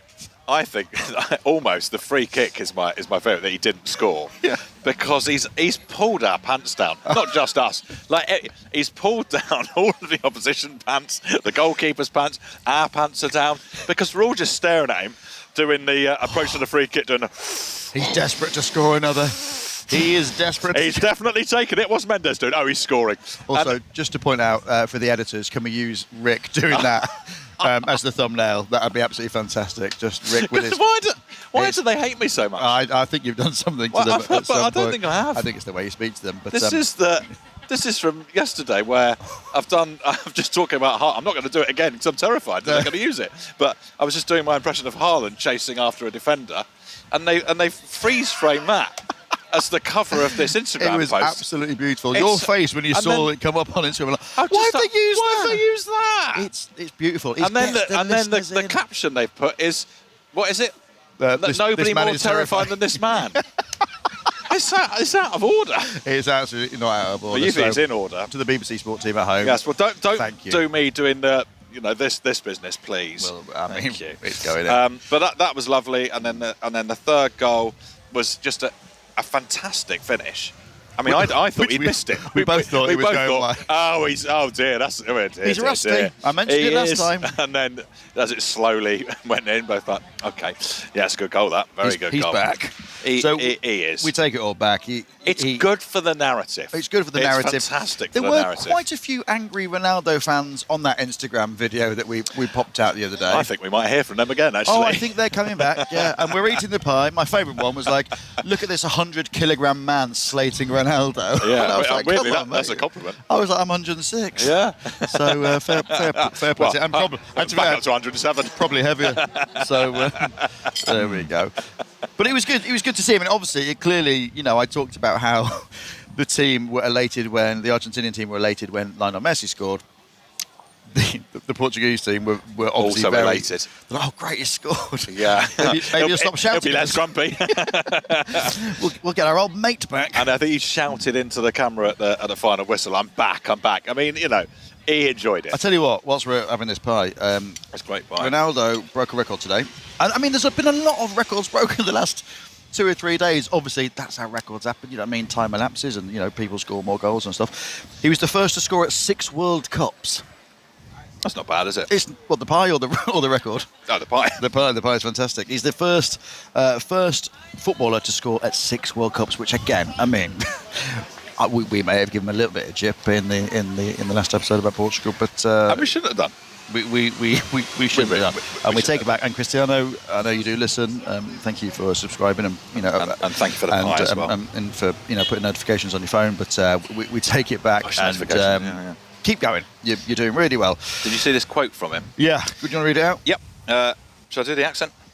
Please do the accent. God helps those who work hard. It was a difficult, dark week. I listened to the football daily, and it felt like I'd already retired. Yeah, he didn't say that, but it felt like I'd already retired from football. Yeah. But I held on, as I always do, because I believe more in hard work than in football. It was difficult, I have to admit, but we're back. I mean, it does feel pointed at us. And also everyone else. Who was saying exactly the same thing. Well, it was humiliating, but that pie genuinely was delicious. I hope you enjoyed those best bits, and make sure you subscribe to the Football Daily feed on the BBC Sounds app. There's no football tonight, which means only one thing. It's the overnight phone-in in its pure, unadulterated glory. So get involved with the programme. The lines will be open. The programme is yours. Whatever's on your mind, whatever you'd like to talk about, I'd love you to get involved. So join me just after 1 o'clock for the overnight phone-in here on BBC Radio 5 Live. I look forward to speaking to you. I'll be back in just a moment.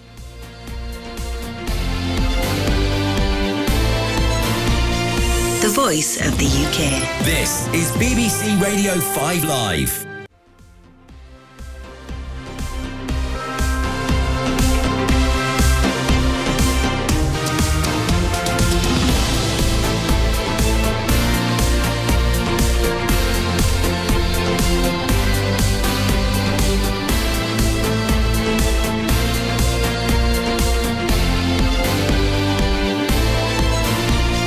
The voice of the UK. This is BBC Radio 5 Live.